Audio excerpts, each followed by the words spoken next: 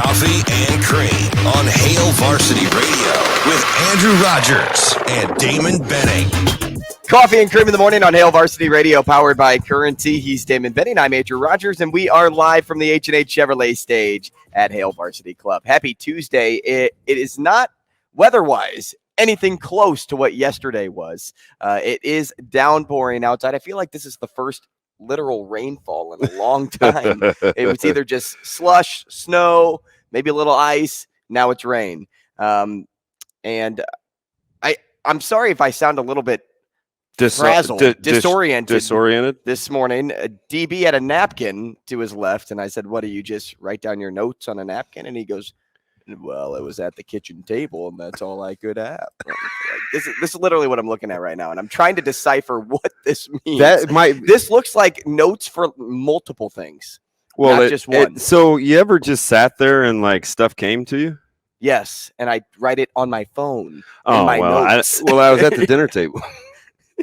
My phone's normally in my pocket. I I normally don't write in marker either, but Zoe was coloring over by the aquarium before dinner. So it was the aquarium versus like the just fish tank. The fish tank. Yeah, it's in a fish tank. What do you have, like the Bass Pro Shop aquarium? Oh yeah, salt water, the whole nine. It wouldn't shock me if you had a shark. So I grabbed what was close while it was on my head, on my mind. Listen, the way your brain works is so funny though. Okay. Because you work in words. You don't work in sentences. It's total word. That is absolutely 100% true. So I know when I look at it's great. So I know when I look at that exactly what I'm. I have no idea what it means. It looks like it's like an escape room. I have to figure out how to get out of your head. So for instance, I have this arrow, right? It says Olsen, Szymanski, and Clark, Canada. Well, I know that Clark is from Canada. He could be in the rotation for Nebraska baseball. These are the guys that I think that will be the best two, 1 and 1A, 1B, interchangeable. Back end with Perry and Shanneman, probably buns. Depth, old versus new, right? Because a lot of those guys are fifth-year seniors. And then this is my chemistry and personality thing, because I don't think that he and Coach Bolt really enjoyed that team last year, trying to meet expectations. So that's in a nutshell. But remember, with me, almost everything you say to me, the way that I remember it is it gets some sort of association. It could be music. It could be something you said to me over Christmas break. It could have to do with Emo's Pizza. Like when you were talking about, you're going to be like, come on, dude. But you were talking about, I say that every day. You were talking about pop and soda. Yeah. And how I know what you like and how you were getting it out of the spray gun, and you tried like 15 things because it was flat. Mm-hmm. Right. So what do I think of when I know how you don't like your soda? It's weird, but I think Emo's Pizza. Why? Because number one, you brought it to me from St. Louis, and it is extremely flat. So that's how you connect those two things, because it's flat. Yes. Do you know, like, half the state of Nebraska is flat? Well, but it's you, so I need to know something about. Like about what you. What are you trying to say? I'm built like a stop sign or something? No, yes.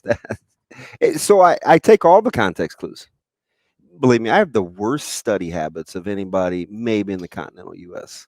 But I did okay in school because of my memory and association.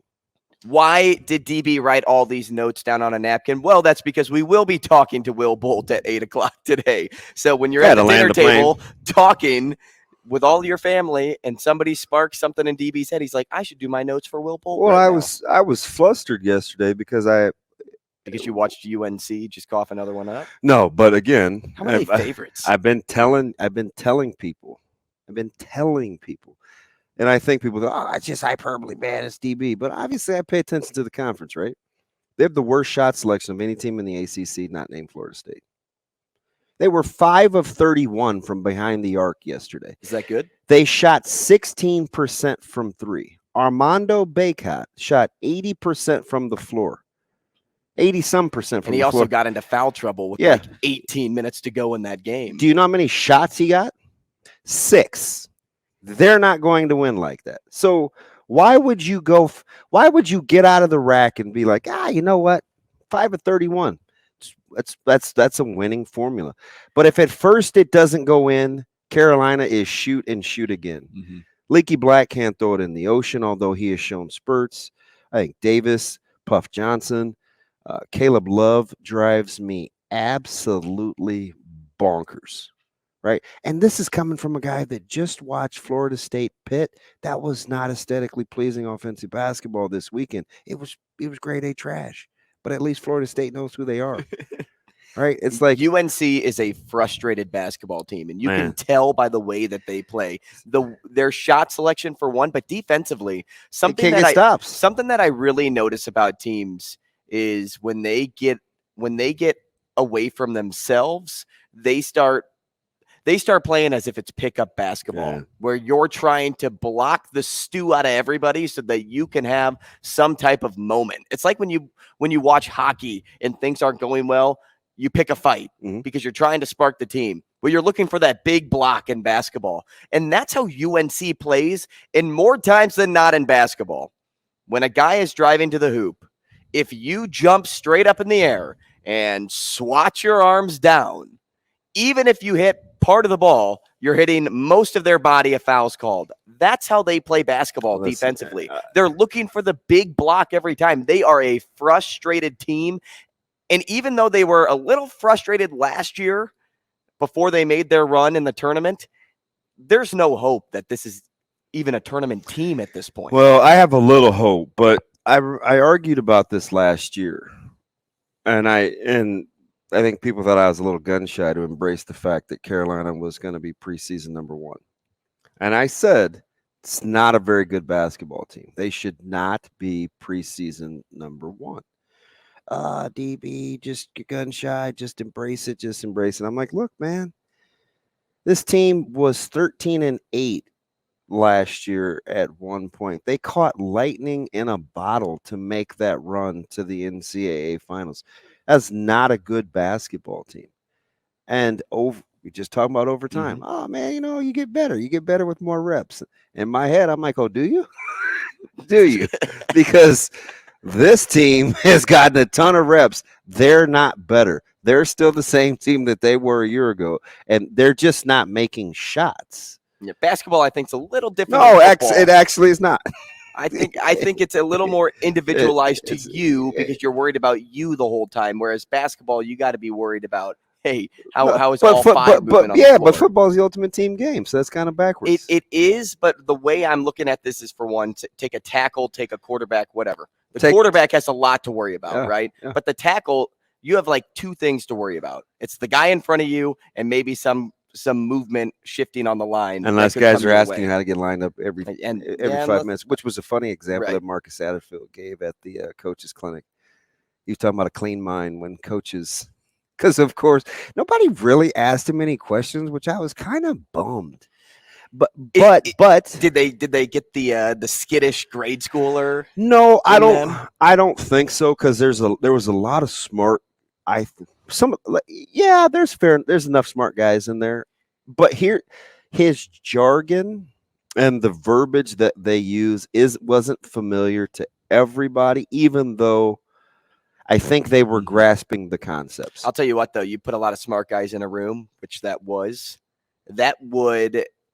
give probably me a little bit of anxiety to ask a question that, like, oh, am I going to be judged by my peers, even though you never are? Yeah, my dumb butt asked a question.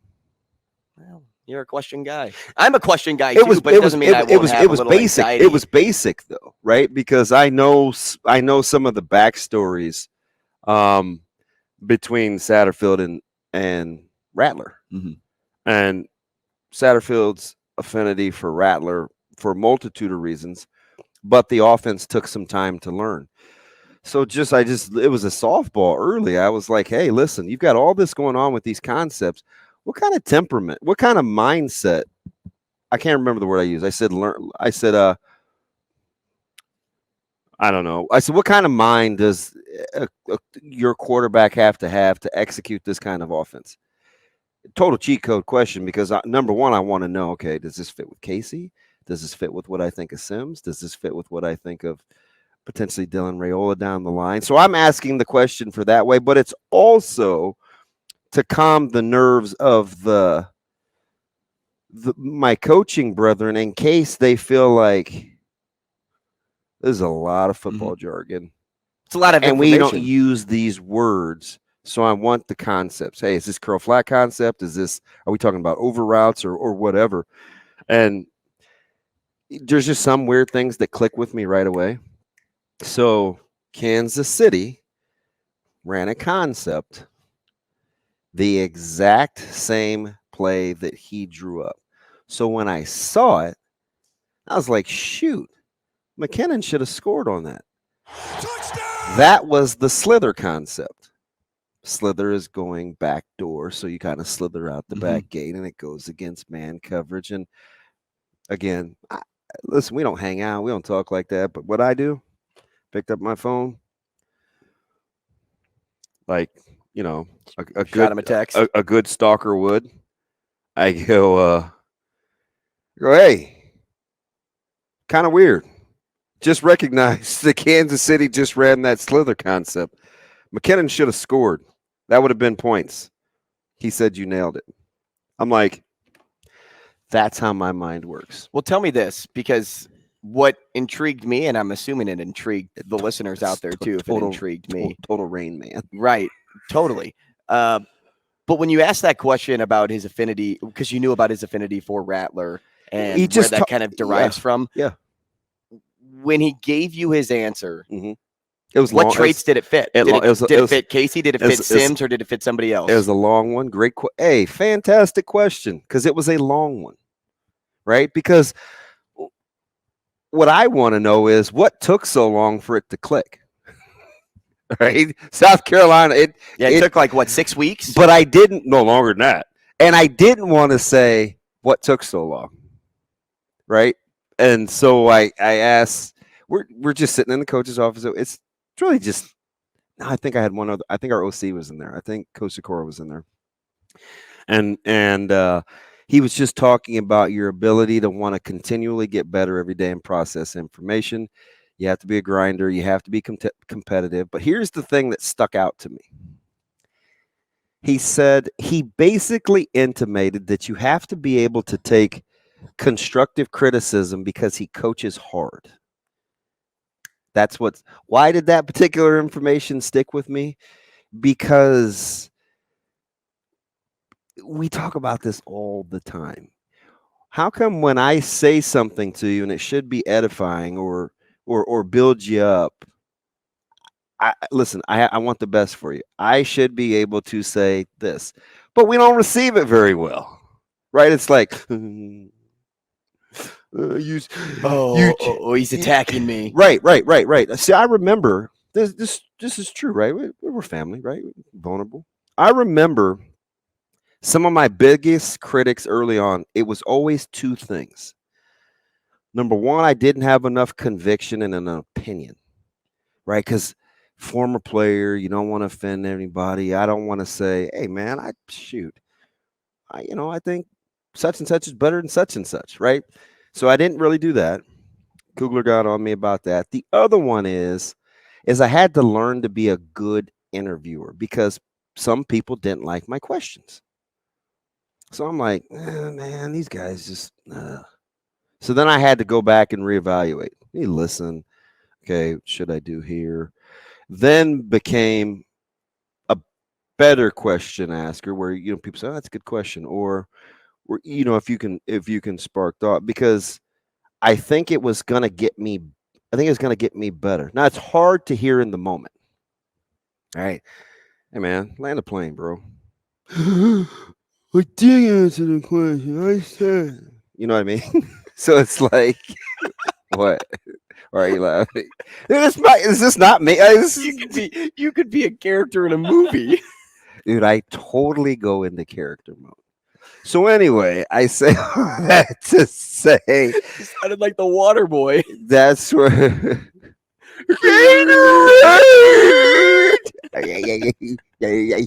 Anyway, But Mama says stop.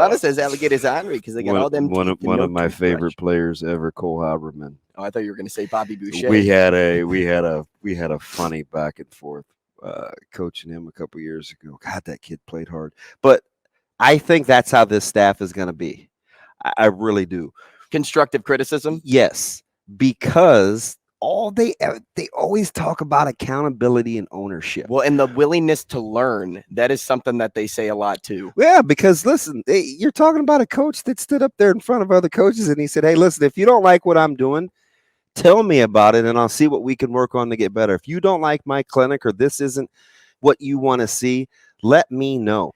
And immediately. He doesn't just preach it. No. And you're in with people that you may or may not be the smartest guy in the room. There are some bright minds in there, so I'm not going to assume that. But just to bring it down to that level to teach, if he's willing to say that out loud and have it be about himself, then you better be able to receive it too as a player. You see Campbell in the weight room? You better be able to take some constructive criticism. He intimated exactly what you need to know. We've seen some of the clips, and Jessica Cootie had a fantastic interview with Campbell on Husker Sports Nightly. And it kind of gave you a glimpse into his personality. And like a lot of strength and conditioning coaches, there's, you go in there, you better not be hiding in a corner when a cheat drills, right? Because they'll figure it out. Oh, but they have eyes in the back of their head. If you're messing around, they know about it. But what did Coach Rule say about Coach Campbell? He's like, yeah, he's got this ability to. He's going to be on you. He's going to be fair. He's going to be firm. He also kind of alluded. But he's going to build you up at the same time. And I'm like, insert staff member, right? Because I think that's how they, because he wants discipline. He wants that program to be disciplined, to have a regimen. So you have to be able to receive. You have to be able to receive criticism. He also alluded to the fact that, hey, things start and end in the weight room, at least right now. And so Coach Campbell, he's kind of like, no question. He's kind of like the top of the chart right now. Like, hey, he'll pass along anything. And if you want to be here, he'll let me know you want to be here. If you don't want to be here, like, this is a competition right now. There's a reason the roster is, 150 players deep or whatever it's actually going to be. Like, there's a reason for that, because you're trying to wean out the ones that don't want to be here. And remember, go back to the very beginning when they said, hey, when Coach Rule was kind of talking about the staff and he was describing, hey, what's up, DC? We were describing, and they're hot. Yeah, that's Dirk. Dirk had a great tweet at the Super Bowl about the officiating. I meant to reply and it got away from me. But anyway, no squirrel. Hi there. Where do we go? Which way? So. Stop doing that to me. I'm playing along. Remember when they talked about ownership and wanting to be better and why they were here and familiarity with one another? They're kind of modeling the behavior, because I told you the great line from the clinic where Coach Satterfield said, I don't even know why I put this clip in here, because it's a shoulda, woulda concept. And like Coach Rule says, the more you say woulda, coulda, shoulda, at some point, that means you can't coach.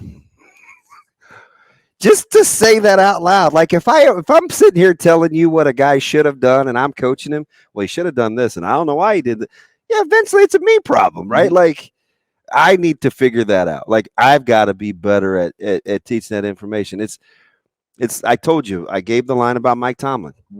I love Mike Tomlin for a multitude of reasons. The standard is the standard. He's got all the great philosophies, right? My man one day said, yeah, all these people, these GMs, these scouts will come to me and they'll say, oh, or I'll get a player in free agency, because he's very selective about free agency. That's not what the Steelers do, right? And he's, well, this player does this, or he's kind of slow to learn, or he goes, that's not a player problem. That's a coaching problem, right? Like it's up to us, which is why they loved high school coaches, because he called high school coaches the last line of defense. And he has an affinity for those guys because they coach who they have to, not who they want to. And I'm like, He's telling you guys everything you need to hear. If you can't make yourself vulnerable and be authentic, this isn't going to be for you. What do all winning coaches have in common? Well, they're very principled for one.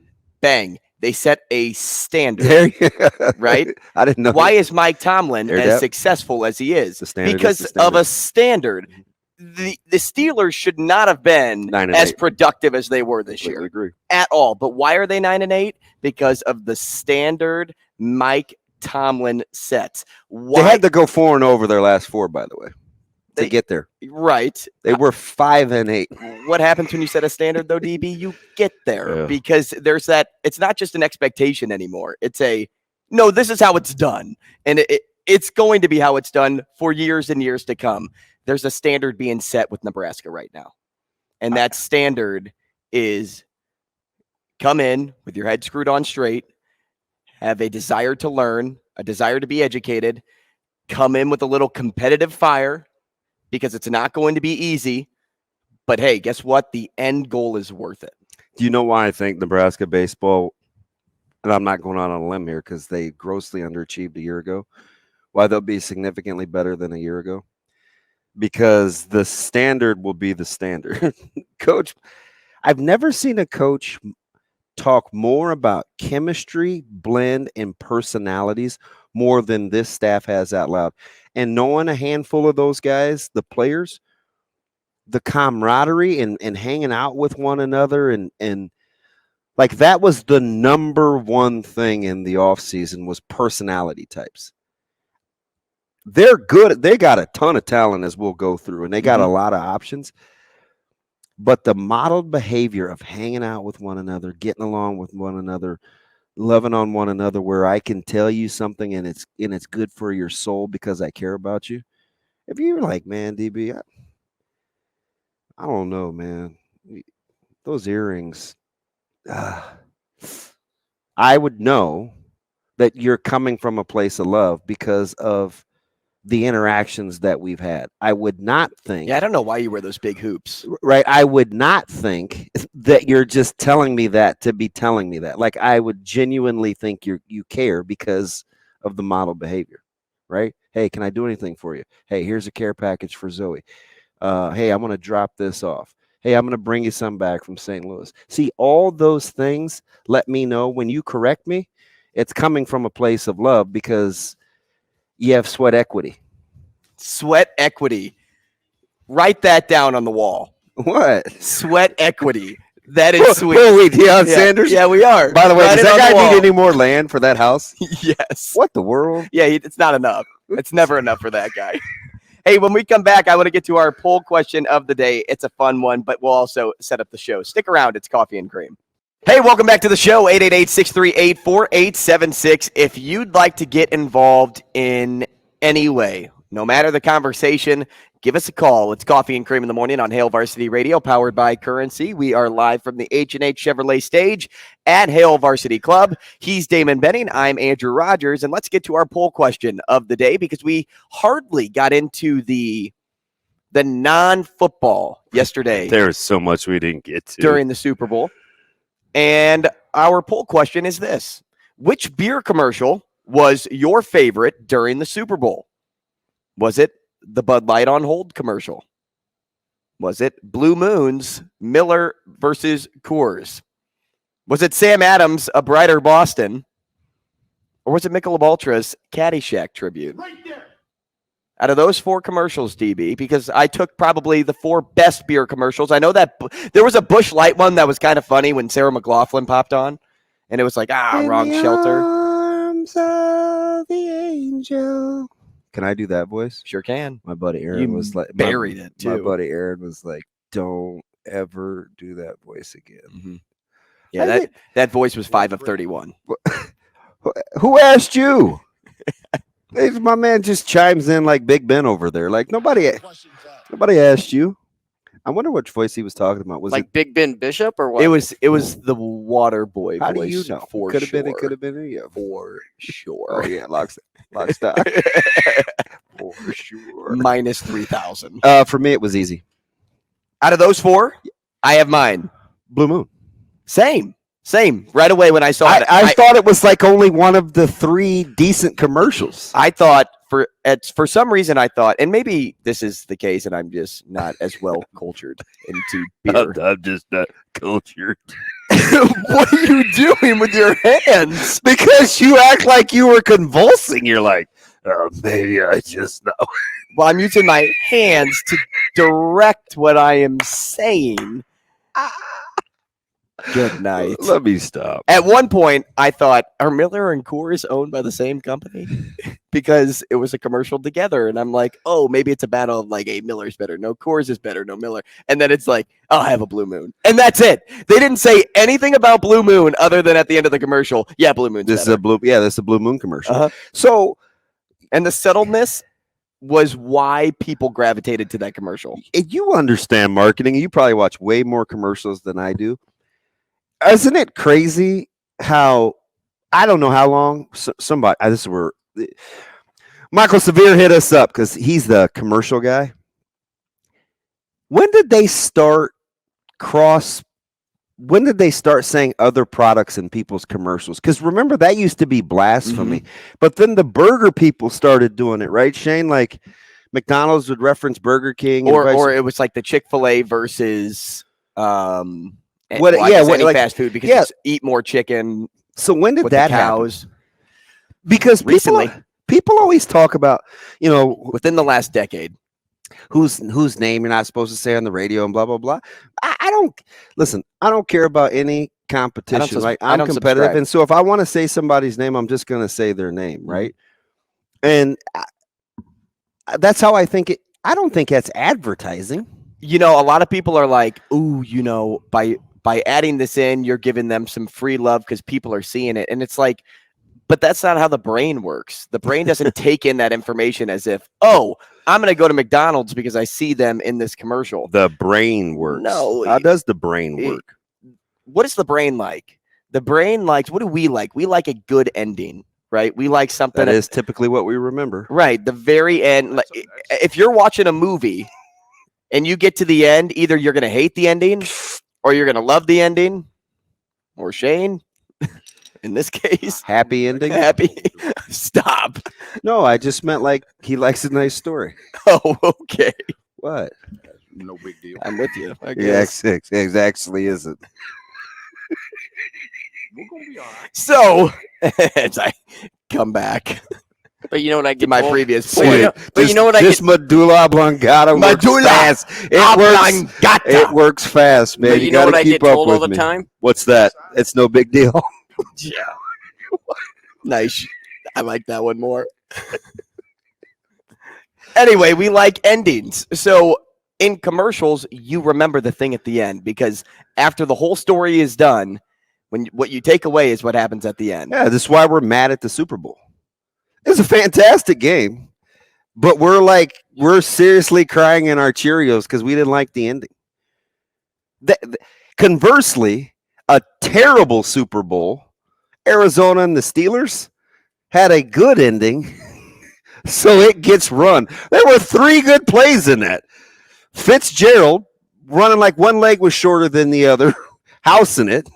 James Harrison rumbling before the half, and Santonio Holmes toe tap from Roethlisberger's dot. Those are the 3 plays we remember in an otherwise uneventful game. But it had a great ending. Mm-hmm. People like the ends. Yeah. Why do people like the 2015 Super Bowl? Because Russell Wilson should not have thrown a pass. That's right. Right? Yeah. Malcolm Butler got paid, though. Which that was actually the highest watched Super Bowl of all time. Why did I hate The Watcher? Because the ending was brutal. Yeah. And I added I'm a lot still of mad at you syllables into that because it was brutal. I'm pretty sure you could have forewarned your boy. I did. I said you're going to hate it. So, but you know what? Full disclosure, I told DB. Do you know you're what gonna kept hate me in the it, ending. though? Is Coach Lamanji was so like, because I got him started. Don't place blame on me. Don't blame Drew. So, Blame but Coach. 2 of my coaches, Coach Williams, Coach Lamanji, they're like, "Oh, The Watcher, man, I binged it," and I was like, "Oh, only 7 episodes or 6 or 7 episodes. I got the attention span. Nice. I can't think of the word. I got the attention span for 6 or 7 episodes. I didn't know if you were going to go recall. Or Dude, I what. am a total problem child. And it was terrible. And I wanted to call you, but it was good. like 4:30 or 5:15 on a Sunday morning. And I was like, I should wake him up and tell him just how mad I am at this. Andrew, I got something to say. Like, did she see him drive off through the neighborhood when she comes back to look at the house? That's what I always lying say. about? I'm like, how do you not know each other's cars? I think he had turned the corner, though. Has he? I don't know. It's creepy. It's like, if you haven't seen The Watcher, don't watch it because I'm going to spoil it right now. No, don't do it. Why?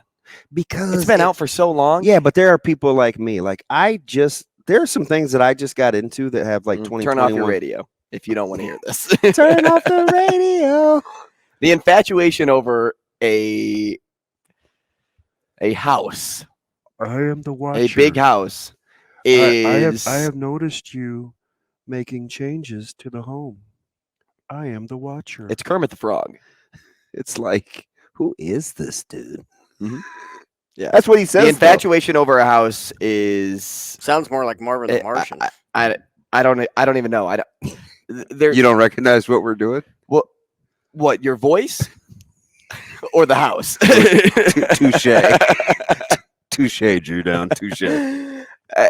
I just don't get the all-inness on loving a house more than anything else, and that's kind of like the plot of the story. But what really ticked me off was the fact that it wasn't even based on the house, right? Yeah, like the house that they showed in the show was 10 times the house was that like it actually scrolling is. through fact versus fiction. I mean, she just ran through the laundry list of what was going on. Well, this was true. This was not true. And I'm like, I don't like it even more. You know, I just was looking for a movie for, and I told we were going to have mornings with Micah, but I was looking, he likes the Batman, the one that just came out. Yeah, when can we do that? Well, really anytime. Like, he's all in. He said something yesterday in the kitchen. I couldn't. Oh, he was talking about his brother. Just deadpan, straight face. He goes, man, you know what? I'm just saying. I'm just saying. He has a real problem taking accountability. Like he's 50. Your kids have no problem saying something about the other. About the other. Because over the weekend, I was talking with Jenny, and Zoe was she was just listening, and she's doing her little twirls on the concourse at the Heartland Event Center. And out of nowhere, Micah's bad. And Jenny's like, Micah's not bad. Micah's so bad. They have no trouble saying it. The minute they walk through the door, she's like, Breezy, because that's what we call Micah, Caleb, Islam. It's just like, just to watch them go back and forth. It's comedy. It is. Your life is a comedy. You are a sitcom. I'm my very own sitcom, and we did calling another you segment Jerry without setting the line up. Yes, Shane. Glad Two segments in. Glad we got the third hour. Hey. But you're getting to know us, right? That's why we're so personable, right? Or something. Maybe we're entertaining, or maybe we're just wild. Are you not entertained? Hey, when we come back, I want to bring up a prompt that I read via an article. And then it made me think of something else. So stick around for that. We'll be back. Coffee and Cream with Rogers and Benning on Hail Varsity Radio. Hey, the first two segments, you never know what you're going to get. But hey, I'll tell you about the last ones. We have Will Bolt coming up at 8 o'clock. At 8:30, we're talking to Mitch Sherman. At 8:45, Joel Lorenzi, Creighton beat writer for the Omaha World-Herald. And then at 9 o'clock, yesterday we started with the AL, as pitchers and catchers reported. We will move to the NL and touch on those teams. We'll have a little more time to break that down. So we'll add in maybe we'll further the conversation on baseball, like the way too early World Series predictions, things like that. And then at 9:45, we're talking to Ron Higdon, assistant director of the NSAA, and we are talking state Championship Wrestling to close out the show. So there you have it, DB. The lineup is set. Now we can talk about other things again. So real quick, just to keep touching on those commercials, my man Asian Wyatt, he said, and he's right, that Pepsi would regularly say that they beat Coke. And my buddy, Scrappy Swan, Corey, reminded me that in the 80s, there was the fast food wars with BK. Have it your way. You would say McDonald's. I used to say McDonald's.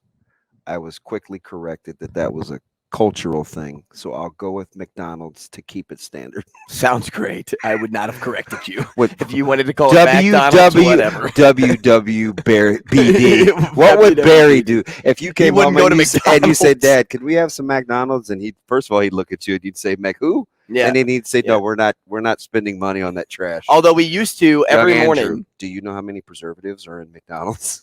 We are not having McDonald's, Andrew. You're going to ruin your perfectly God-gifted frame.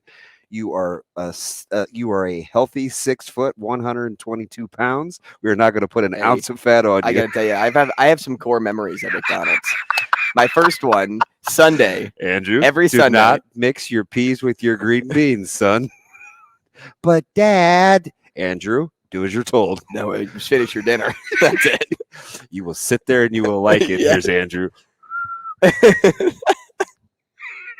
So anyway, on Sundays we used to ride our bike to McDonald's for breakfast. But then there was another. This is like my biggest core memory with my dad. Yeah, Okay. yeah, we would ride, Okay. eat, and then ride back. Okay. So you burn your calories, Of right? course. WWBD. Right. And then we went to. So my dad purchased a lake house like 15, Hey, did you guys hear that? 17 years ago. Do you guys hear that? Old Andrew with the lake house. Hold on, let me put my pinky up when I tell the story. Oh,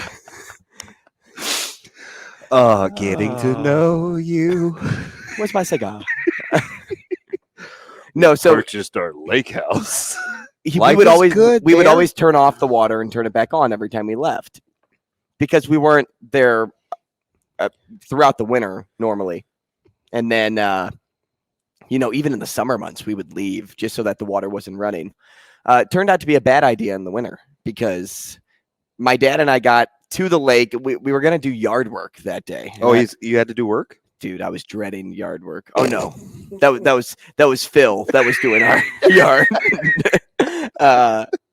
No, so we were gonna go rake leaves and burn the leaves, and we get down there, turn on the water, and we are walking to the house, and I kid you not, water is flowing out of the front of the house, like through the walls. Some expletives were said. Turn off the water. Turn off. So I'm going back with this wrench to try to turn it off. Wait a second. Does your dad cuss? Oh, Like when sailor. When things are wrong, yeah. Like in that moment, there were some words that Barry's were letting said. you have it. And so we turned off the water, and the whole bottom floor had probably an inch or two of water. And so, of course, we had to dry everything up, take towels, everything. We had, people come out, fans blowing, things like that. The lake house. Where this is going, well, we ended up, because we didn't get to do any raking of the leaves, we didn't get to eat anything throughout the day, so we stopped at McDonald's on the way home. That's what I remember from this whole story.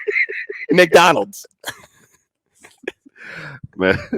Oh man, McDonald's. That's my spot. McDonald's. Yeah, McDarrell's. That's Zoe's pancake spot. And chicken nuggets. So you know what? Let me push off this next point.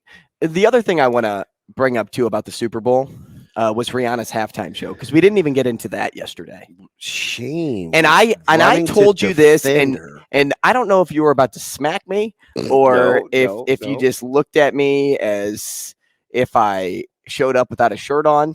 But I had said, I kind of made a bold claim that Rihanna's halftime was better than Beyonce's. And you were like, wait. Say that again real slow for our listeners out there, because you were really trying to make this case. I said I liked Rihanna's halftime more than I liked Beyonce's. And I think there's, of course, recency bias plays into everything. Beyonce did it in 10 years ago? Something like that. 2013, I think it was. Somebody date me on that. See, tell me if it was 2013. Because if it is, I guarantee you Twitter will know. Upstairs. Yeah, we vaulted. get good feedback. Beyonce and Rihanna. So the reason I said I liked Rihanna's, though, was there was more singing than dancing, and I liked her music more than I liked Beyonce's. Now, this is me, and the reason I also like a lot of her stuff is you like whose music more? Rihanna's. Oh, okay. I like Rihanna's music more. So because of all those things, it took me back to when I was in like middle school. A lot of those songs that she said, like, I shouldn't say a lot, All in the Lights, right? That's the song everybody warmed up to growing up. And so, like, for me, it just brought me back to a nostalgic place. And that's why I loved it. Plus, in 2013, I'll tell you this, DB, I was in 6th grade, 7th grade, maybe. I didn't appreciate the halftime show like I do now. So maybe it's a little unfair to say that, but I thought her performance was awesome. Yeah, so outside of the spell that the voodoo woman named Helen to land the plane with the water boy. 2013. No, I would have been a sophomore in high school. Just outside of the voodoo woman named Helen, which is kind of how I used to think of Rihanna, because of course she sent Matt Kim's career into the toilet. I've told you this story. Her songs are fantastic. Who's Matt Kim? Wash your mouth out again, man. Her songs are fantastic. Like, she did a deal where she collabed with Eminem for the Grammys, and then shortly thereafter, Skylar Grey came out and they did I Need a Doctor. But Eminem and Rihanna did their little spiel first, and I think she's a fantastic musician. Take a bow. Like, how about a round of applause? I like Rihanna a ton. I tried to convey to Micah, because he's fresh off of school. He gets in the car. We miss mornings with Micah. First of all, he's doing what all little guys and gals do when they pick the low-hanging fruit. He's telling me what a terrible call that was to end the Super Bowl. So, of course, I'm furious, right? You don't think like this. Poor kid has no idea that I'm nuts, right? Man, WWDD. Right. So I'm getting into him about that, right?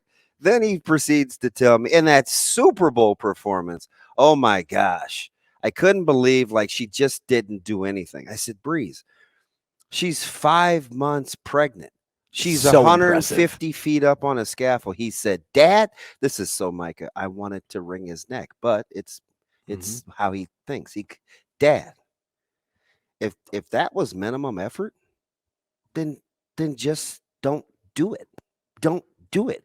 Aren't you an effort guy? Aren't you an effort guy? Uh-oh. Hey, Uh-oh. I'm in the kitchen.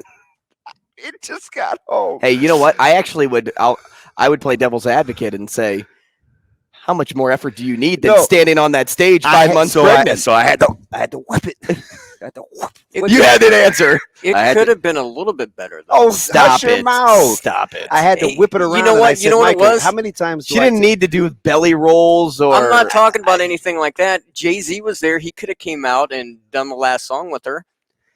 Yeah, but see, that stuff I enjoyed her being a headliner It's and a like cut. being the only person there. But listen, so I had to flip it around, like at the dinner table in Boomerang. Whip it. Bang. Cool whip.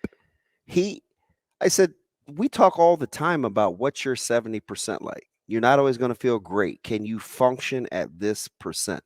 That's basically Rihanna functioning at this percent. I was trying to Jedi mind trick my man. He's giving me that look right there. Nodding. Yeah, okay. You know, I love Micah. Yeah, okay. And I don't even know Micah. But Micah, let me tell you, buddy. Let me tell you. You're going to hate to. Imagine what pregnant women go through just on the regular. I can't. They have cravings. They have headaches. They get tired. They get nauseous. And she put all those in the back of her mind and said, I'm going to do the Super Bowl for performance. If that doesn't show me that she's putting in 110% effort, I don't know what does. What if she would have done the interview at the end there? You know, when Strahan was trying to get to her. Michael Strahan? Mm-hmm. Well, she just navigated through his teeth. What? So, like, really?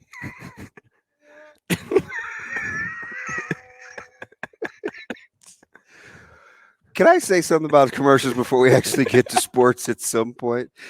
Am I the only one that thinks that John Travolta really can't sing? Like, of all the things that John Travolta has been through, how did he get a Super Bowl commercial reenacting Grease?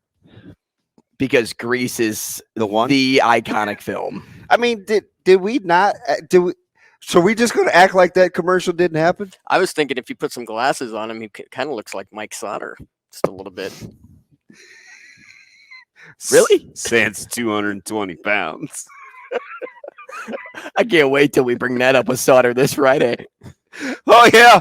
Bald head goatee, man. They all look like Sauter. Will Bolt's next. Hey, college baseball kicks off this week, and there's only one thing to do when that happens. It's to talk to every coach in the area about their season, their team, and what the expectation Two guys that love is. baseball. This These is very are fun. This is a baseball show, right? Or maybe it's a pop culture show. Maybe it's just I'm terrible with maybe pop it's culture. a show I about could at least 5-year-olds. play baseball. Yeah, we can play baseball. I don't know how well can we talk baseball, but I know who can talk baseball. That's Will Bolt. He's on the line right now. Coach Bolt, head baseball coach at Nebraska. Coach, good morning. Hey, good morning, fellas. Thanks for having me. Coach, Hey, anytime. always good to talk to you, man. A dose of reality in the morning is going to take me a long way because I know we'll get it with you, man. How you been? Hey, I've been great, man. It's been a long time coming to get this season revved up. A lot of hard work put in, really, since last May, to try to get off on the right foot and have a season that reaches the expectations that nobody's going to have any higher ones than the ones we have inside our program. So ready to get going. Coach, you're such a straight shooter, and you always have been. It's how you played the game, how you've been raised. What you see is what you get. And we speculated last year during that season, I don't know if this is a Coach Bolt kind of team. You're a camaraderie, a chemistry, a gotta love baseball guy. And then it's kind of confirmed in the offseason listening to you talk. It has been fantastic. Culture, getting along, guys that love to play. We've got some experience now. We want to get back to being dedicated to the game. I mean, you're basically telling us what we kind of intimated. Last year was a struggle. This year is about that C word that sometimes we hate to talk about, and that's culture. Yeah, I think there was a lot that maybe played into that. Belief in college baseball comes from what you can do from the sixth inning on. I mean, on the mound, and that's really where it starts and ends. And last year's team, we had some guys that went down early that were going to be big parts of that 6th, 7th, 8th, 9th inning recipe for us. Jake Buns was a big part of that. Colby Gomez was our closer. He didn't throw past the third weekend of the year. So we had to shuffle some things around that way. And that team last year was honestly, we knew it was going to be a bit of a struggle offensively at times. But we felt like it was built from the back end of the bullpen forward. And when some of those guys went down, it became, that belief factor when you lose some of those games late, and I think we had 29 of them. Yeah.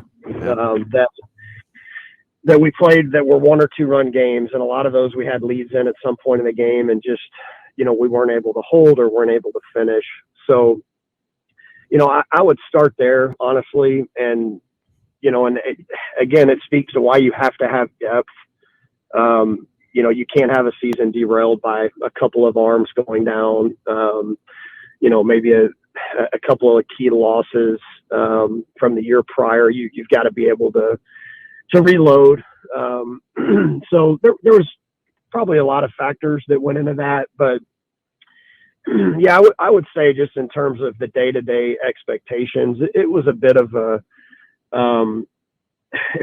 struggle from time to time with the group that we had last year. But it's not. It wasn't a player thing. I look at it. I'm the leader of the program. Like, we've got to get that part of it fixed.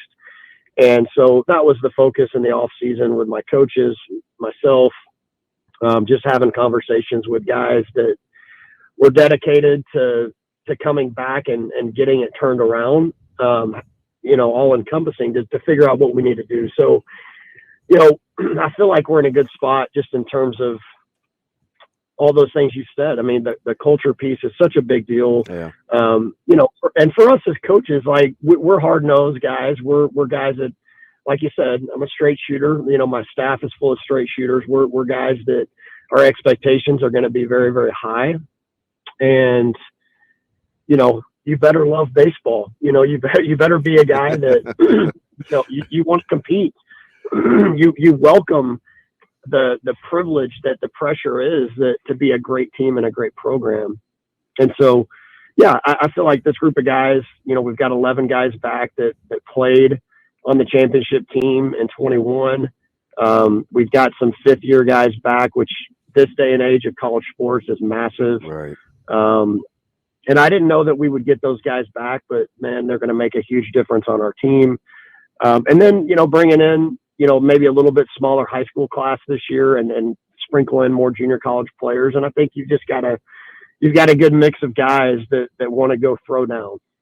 Coach, when DB set you up with that C word, I was hoping he was going to say crushing baseballs or something like that. But let's talk about another C word in regards to captains on this team, because you mentioned those fifth-year players.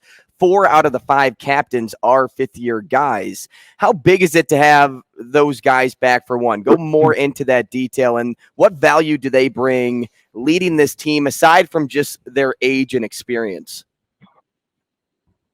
Yeah, it's interesting when you get to kind of the last act of your career, potentially, the things that maybe you thought were important in the past or things that you worried about in the past kind of go by the wayside. And you really just start to, and this is natural. It's a natural thing to have happen. You just kind of start to focus on, okay, your whole focus is on the team. And it's just by nature, because you soak up every single last element of every day that you are on the field or you're, in the weight room, because you're just like, man, this could be it for me. I could be working a full-time job here in 6 months. I'm going to make sure I give everything I have if this is my last act. And so I think just by nature that happens organically with guys as they get to that part of their career. But these guys have seen it all. They've seen a team, 2 years ago that was a regional worthy host, which is ultimately what we talk about being our number one goal every year.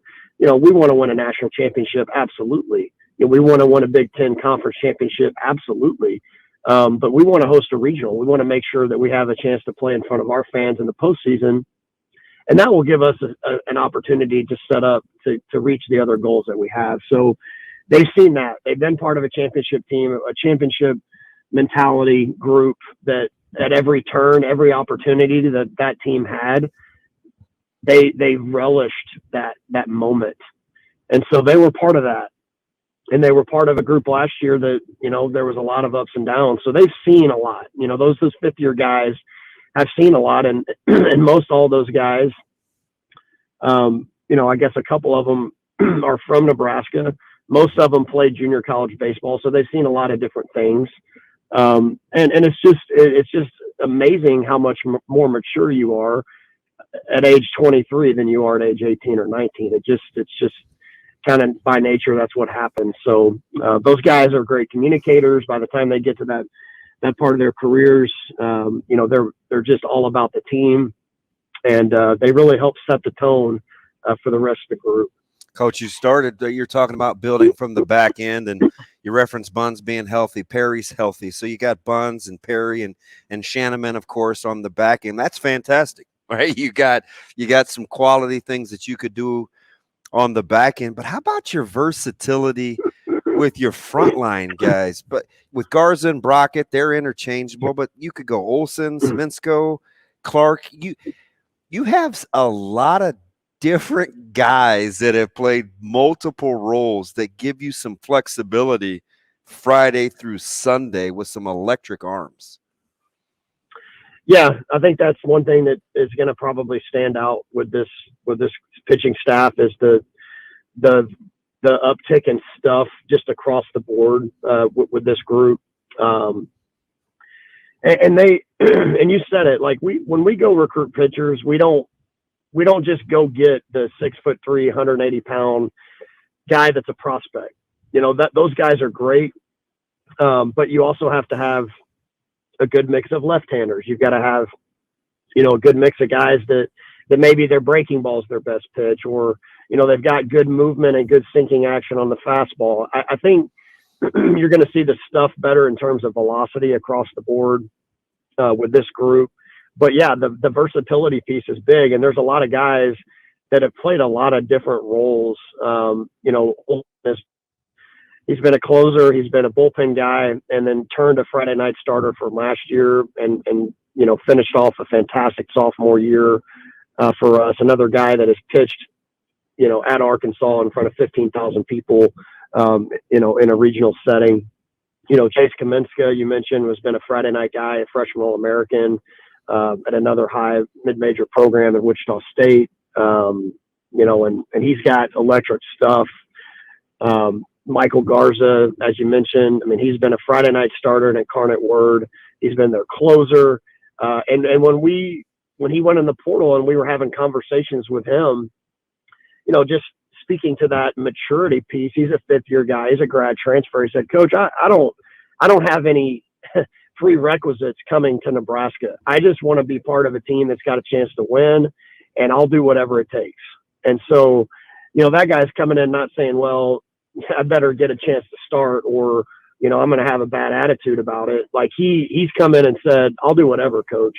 So, you have guys like that. You have some good young freshmen. You have some guys that got their feet wet last year as true freshmen that are going to get better. So yeah, we've got some pieces. And then, as you said, having that experience at the back end with fourth and fifth year guys, that's pretty massive because those guys have seen it all at this point.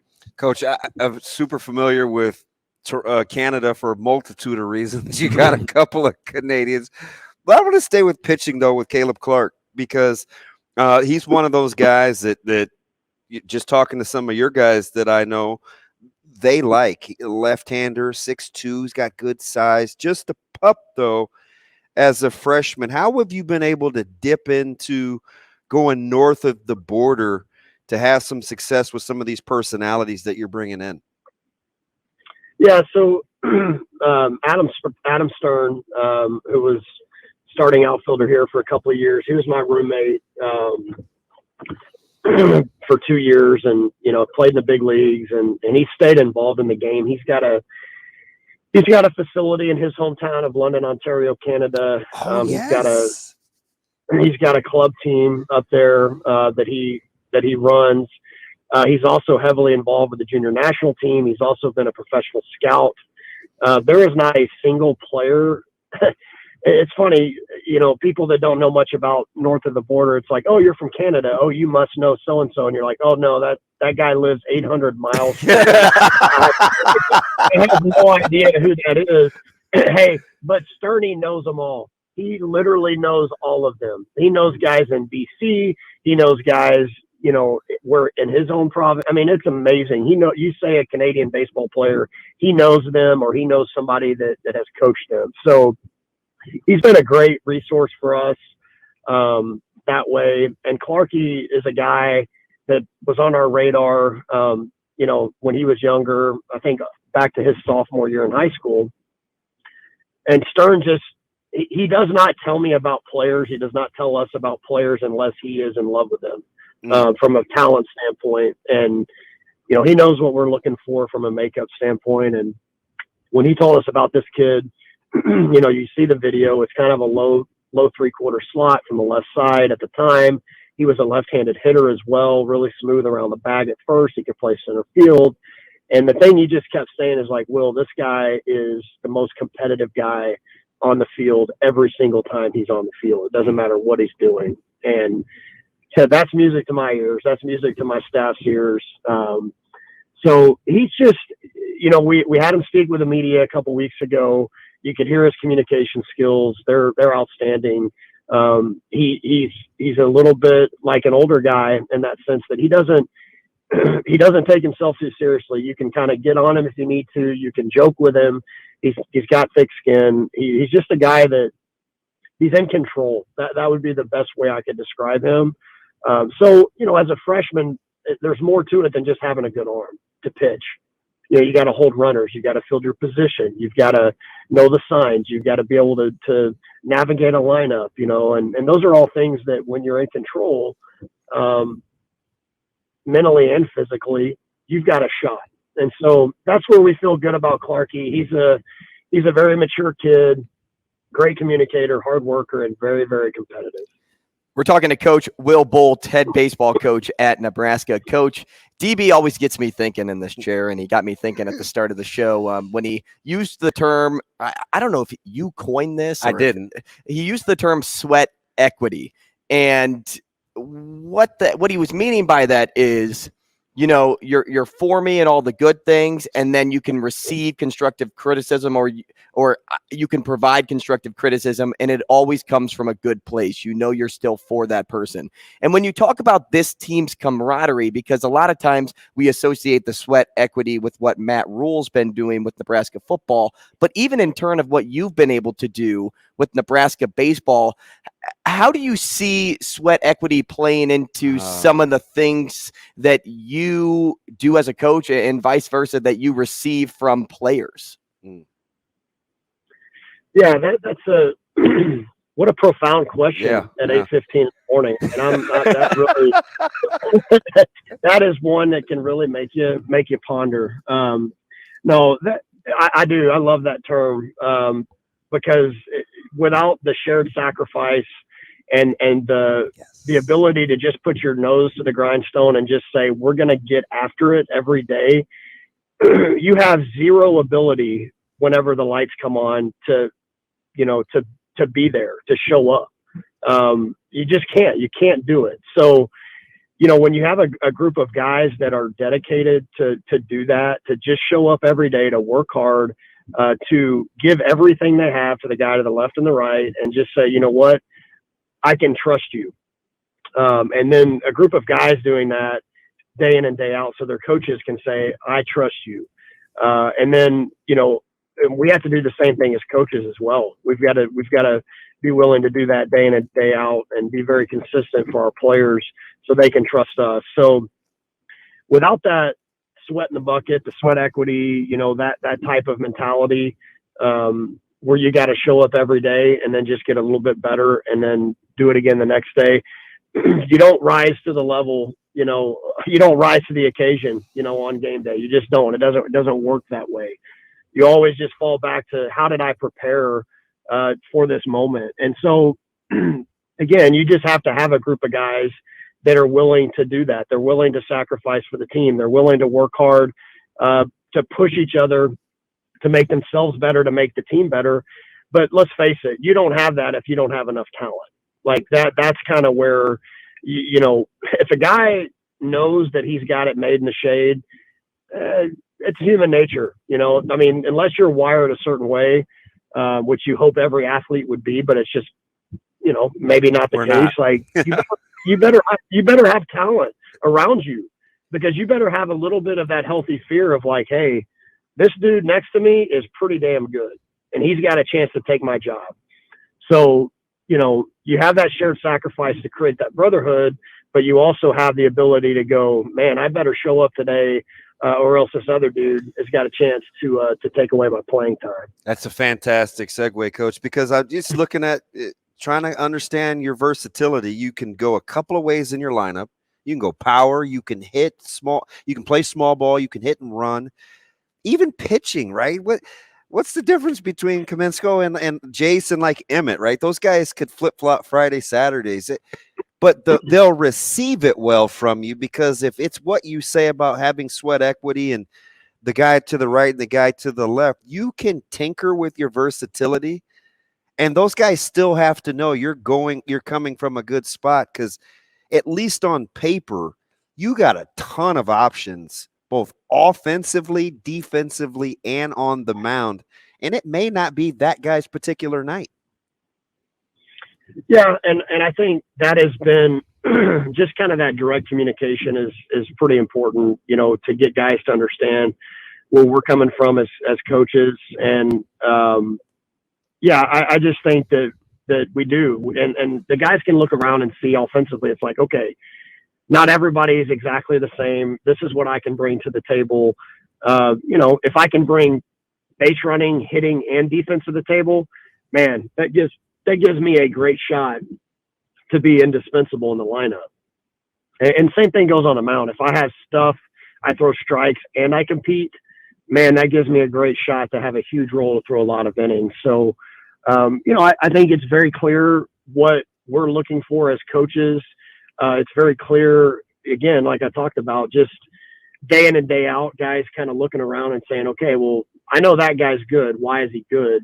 Okay, well, I need to be like that if I want to, have his innings or have his at bats. So we feel like we've got some different pieces of the puzzle, guys that we can move around, maybe play, infield, outfield, maybe, be bullpen guys one week that could move to the rotation or vice versa. Hopefully we can settle on some roles though, because let's face it, I mean, it doesn't always look the way you think it's going to look. It doesn't always turn out the way you think it's going to turn out. Yeah. But the teams that are really, really good have roles that are pretty well solidified pretty early. And that means that they're doing their jobs, and, everybody else's roles can kind of fall into place. Coach, I know you don't look too far ahead, and I saw the projections and who's on Nebraska's schedule, and you're like, but one thing I am excited about, we have our high school Glacier Coaches Clinic in Minnesota, the 3rd through the 5th, and that field, when you get up there, should tell you a little bit about your ball club, man. I'm pretty pumped to be up there at the same time. Yeah, I think that's it's going to provide a unique experience for our guys. We played there 2 years ago in that stadium. And there were probably about 150 people in the stadium because we weren't allowed to have fans. It was only family that was allowed. So talk about kind of an eerie feeling in that stadium with 150 people. This will be a bit of a different experience, I have a feeling, just in terms of the crowd size, the noise, certainly the opponents. But our guys are pretty well conditioned. They expect when they sign up to come to Nebraska, they know we're going to play a tough schedule. They know we're going to play good opponents. So, hopefully by that point in time of the third weekend, it's just another weekend that we can go out and go compete at a high level. So, I'm excited about that weekend just as all of them. Coach, we appreciate your time this morning. Thanks so much. And good luck this Friday in San Diego. Appreciate you guys. Best wishes, Coach. That is the head baseball coach at Nebraska, Will Bolt. And remember, that home opener isn't until March 7th, but baseball begins this week.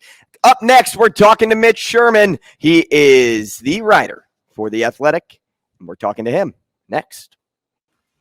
Welcome back to the show. It's Coffee and Cream in the Morning on Hail Varsity Radio, powered by Currency, 590 ESPN Omaha, 1480 ESPN Lincoln, live on Twitter, live on YouTube, and we are live from the H&H Chevrolet stage at Hail Varsity Club. We continue our hour of guests now with Mitch Sherman, Nebraska and college football writer for The Athletic. He joins us via StreamYard. Mitch, good morning.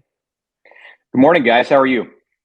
Mitch, I'm pretty pumped, man. I went from not wanting to stretch you too thin to back-to-back weeks. So as you know, my day is it's pretty good when it's a Mitch Sherman day.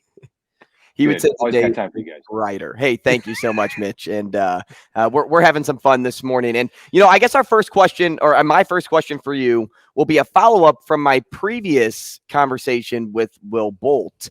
And we've been talking about sweat equity this morning and accountability that comes along with that, because especially within the Nebraska football program, you can't have the type of leadership that Matt Rule and his staff wants without having so-called skin in the game, because Matt Rule didn't have to be here this year. He could be sitting on his couch right now raking in millions of dollars, but he chose to be here, and he's had the hard job before, and he's at Nebraska because he wants to be at Nebraska.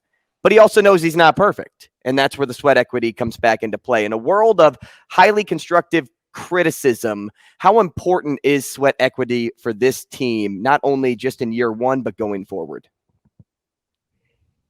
Well, I think there's a huge value there. I thought we were going to talk about Nebraska baseball for a minute, but they are. I'll get to that in a second here. yeah, anytime. College baseball, right up my alley. But Yep. No, I mean, with Matt Rule and Nebraska football and the Big Ten and any program that's going to be successful. I mean, sounds like just an obvious answer. Yeah, you have to put in the work. You've got to have that sweat equity, and it's one thing that we've seen stand out. You a lot of times when we talk about the success and the good vibes that this staff is having, whether it's in recruiting or when they're out on the road or when they're talking to coaches and important groups within the state or outside of the state, and you say there's a sentiment that comes back from people who might be skeptical that says, okay, let's see what they do on Saturdays in the fall. This is all about winning and losing, and it is. And you'll hear Trev Alberts say the same thing. But there's so much more that goes into building a program than just what you do in Saturdays on the fall, and that's where all of that stuff that you're talking about, Andrew, comes in, and they're seemingly off to the right foot in a very good way in that area through what is now almost 3 months. Let me get one more football question now, because I do want to get to baseball, especially with you. When this staff, I always talk about authenticity and like ownership, and they're big into that, right? He'll tell you where he failed. He'll tell you when he got fired. He'll tell you that he either had job options. I was joking the other day, Mitch, at the coaches clinic. Coach Satterfield used a clip, and it wasn't like a highlight. It was where the ball should have gone, right? And he said, I don't even know why I put this clip in here, because you can't keep saying what a player should. Coach Rule says if you say what somebody should or could have done at some point, that means you can't coach. And they say and do those kinds of things. How important do you think it will be for where this program is emotionally with these players to make yourself kind of vulnerable in the moment, that you have a plan but haven't always had the right answers? I think it really helps with the transition.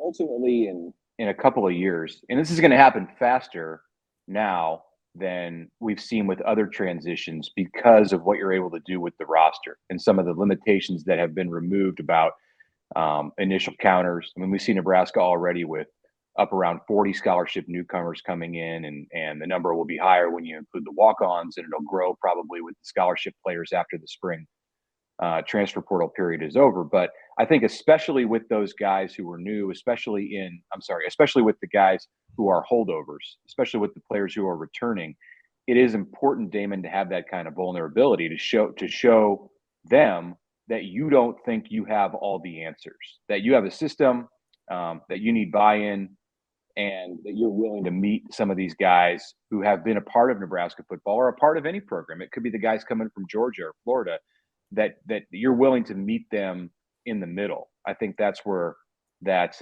ability to communicate really well and show that vulnerable side comes in as a plus. Mitch, after reaching the NCAA regional in 2021, the Nebraska baseball team struggled to make headway, and we'll call it year 2.5 for Will Bolt because of the COVID year. Beside losing some key players after 2021, why do you think last year was such a step back for this team? Yeah, well, I really can't talk about baseball. Not that I cover it as much, but I definitely follow those guys and have followed college baseball, for decades. But I think from my viewpoint, and I wasn't down there on the ground level, sitting there watching every pitch, but from my viewpoint, they had injuries on the mound that were big, and then the leaders that team lost, that team that went to Arkansas and just about made it to a super regional and would have been on the doorstep of Omaha, which would have been an incredible accomplishment. It was an incredible accomplishment what Will Bolt and that team did in 2021. Even not making it past that round, that Right. regional round. But they had leaders in that group that I think we understood as people who watched that team and watched that program. We understood their value. But then in 22, when you saw Nebraska baseball as a program without those guys, we recognized that their importance was even bigger than what we knew in 2021. So for him, in what was his first full go around, the 2020 season, of course, got canceled, and for the first full go round with the team, to be able to build the structure that allowed those guys as leaders in 21 to turn into the group that they did, I mean, that's a great sign. Even when 2022 didn't work the way they wanted, you know that he can do it. You know that he has the ability to find those guys and to empower those players so that they can build something similar. And then when you put pieces around it that I think that they're trying to gather right now in building the program beyond where it was in 21, as far as like being a complete team. Yeah, I mean, good things are to come. I'm excited about Nebraska baseball. I'm excited about Big Ten baseball. I have some thoughts and some curiosity, I guess, about the way that Big Ten baseball is going to go after this season when USC and UCLA come into the league. I think they can be huge assets for the conference if the conference is willing to put in the energy and the commitment to allow that to happen. If it's just run of the mill where, all right, you go from being 13 teams that play baseball to now 15 teams that play baseball, and you're not really going to do anything any different except travel to different places, then I think that's a mistake. But if the Big Ten really wants to do it and change some things, it doesn't have to be the same kind of schedule mode that it is for football. In fact, it shouldn't be. It's not the same number of teams. So there's an opportunity there for Big Ten baseball to take a big step here in the next 2 years, and Nebraska can help lead the way. Mitch, what do you think the difference is fundamentally between Coach Bolt and in baseball and maybe some other coaches that have returned to their alma mater, right? We've seen it with Coach Williams and Nebraska basketball. We've seen it most recently with football. It seems like, and maybe I'm answering my own question when I say maybe it's the lack of long-term history, like 2001, 2002 wasn't that long ago, but he seems to be willing to evolve and change, even though he has a certain level of familiarity with its background and where it's been. Yeah, I just think it comes down to the person individually. There are some carryover traits, I'm sure. I mean, you look at guys, if you want to take this to a football level and you look at like Pat Fitzgerald and Jim Harbaugh and what they've done and having success at their alma maters, I don't know that there's that much of a common thread. I mean, you talk about Scott Frost and they were all, of course, together in the league at the same time. The common thread is that they understand what it takes to have success at their school. They understand the history well. But I think you have connections to people who are historically important to that program. But I don't know that the connections and what allows those people to be good coaches goes a whole lot beyond that. It's about the individual. And with Will Bolt, he could have played at Texas State, and if he was the same guy who came out of college, if he had the same kind of guidance, then I don't think it would matter now that he's back here and trying to build this program where he played. The one thing about him being a Nebraska alum that bodes well for Nebraska is that if he has a bunch of success here, he's not going to be as tempted to say, go somewhere else and go back to his alma mater like Dave Van Horn did at Arkansas. And that's a good thing that's working in Nebraska's favor. Will's seen the success happen at Nebraska. He knows firsthand that you can win at a school where it's 20 degrees when you start practice at the beginning of the year. But Beyond that, I think it's just about him and what makes him a good coach, more so than where he went to school. Mitch, we appreciate your time this morning. Thanks so much, and we'll talk again soon. Thanks, Mitch. All right, good to talk to you guys. Thanks. That is Mitch Sherman. He is the college football and Nebraska college football writer for The Athletic. Coming up next, Joel Lorenzi. Welcome back to the show, 888-638-4876. If you'd like to get involved, it's Coffee and Cream in the Morning on Hail Varsity Radio, powered by Currency. He's Damon Benning. I'm Andrew Rogers, and we are live from the H&H Chevrolet stage at Hail Varsity Club. Like we do every Tuesday, let's bring in our guy, Joel Lorenzi, Creighton beat writer for the Omaha World-Herald. Joel, good morning, man. Good morning, guys. What's going on? Well, I feel like with each time we talk to you, I get a little bit more. I know what you're about to say, man. I know what you're about to say. Go ahead, because if you get this right, man, he's gonna start calling you Andrew. Yeah, lunch on me. What am I going to say, Joel? You're about to say with every time we talk, you sound more and more awake. Yeah. Even Shane, when he put you on hold, goes, "Hey, Joel sounds a little more awake today." So, like, what are the Shane? Go ahead. Crazy Shane woke me up. So, me and my partner, two Shanes. Hey, so I gotta let me start. Because I'm gonna ask you an NBA question. What's that? Okay. How dangerous are the Milwaukee Bucks that they've been good the last 3.5 years, and all of a sudden they feel like they're interested in regular season basketball again? Yeah, they've always been dangerous. When you got the best player in the world, it's hard to really stay out of the picture. And then the team, the core they've always had built around him, even though, depending on who you ask, they've probably been a piece away to return to, the finals and a championship again. But I've always thought with their core, they can get back there again. I mean, the Jay Crowder addition helps. Obviously, when people are worried about their closing lineup, between Connaughton and Allen, just because they've had down years shooting wise, at least Connaughton has. But man, they got the best player in the world, dude. With their big three, it's like they've never been out of it. They're always going to be good. And really, they should have won last year, but they didn't have Chris Middleton. I'll think they're going to my grave. I'm gonna ask one more NBA question, but it ties to college basketball because there's a couple of really good teams that I think need better point guard play. UNC. One in particular is because it's this guy's alma mater, Jalen Suggs. Gonzaga needs better point guard play, no question. But are you surprised that Jalen Suggs, and I know he's battled injury, but are you surprised he's not off to a better NBA start?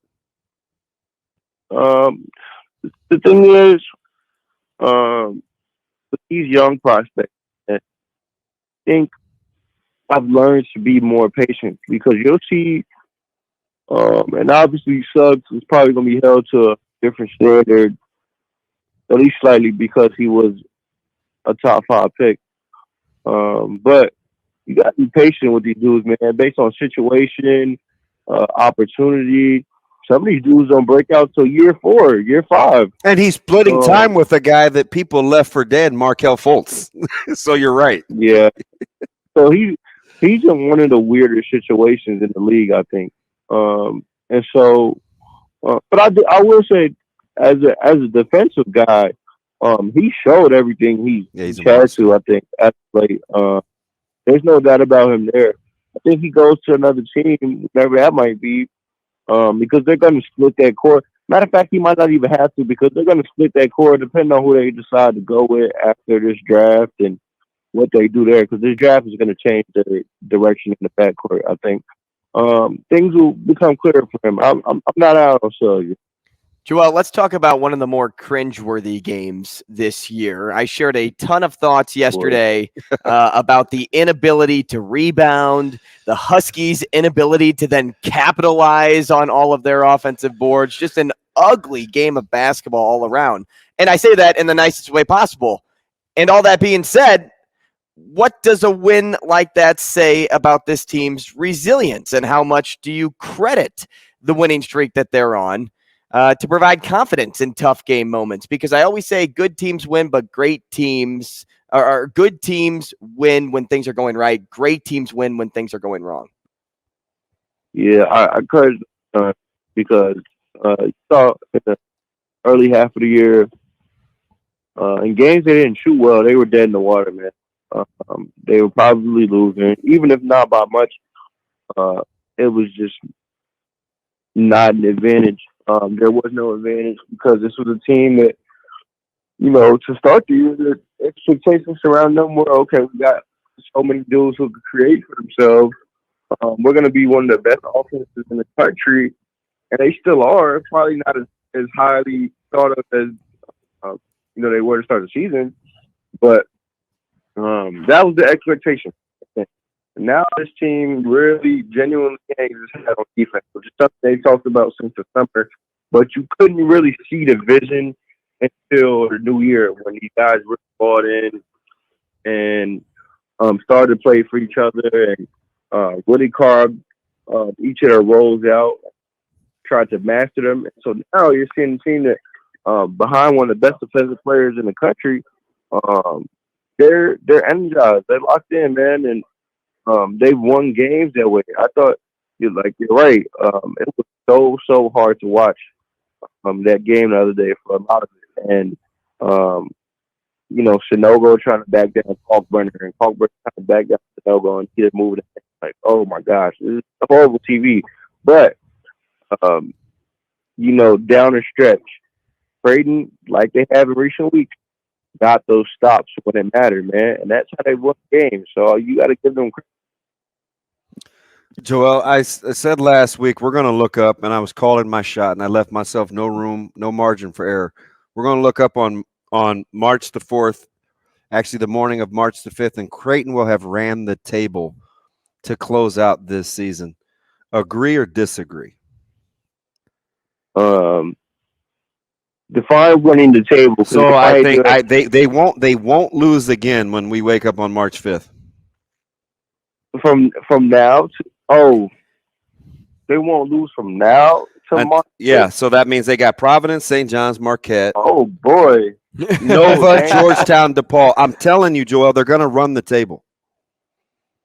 Well, it starts with tonight. I think if they can get over the hump tonight, it gets easier. I think people are kind of not overlooking, but people are kind of like a little too confident in that Marquette game here, just because it is here and nobody's top of the conference is lost. And it's a bad matchup for Marquette, in my opinion.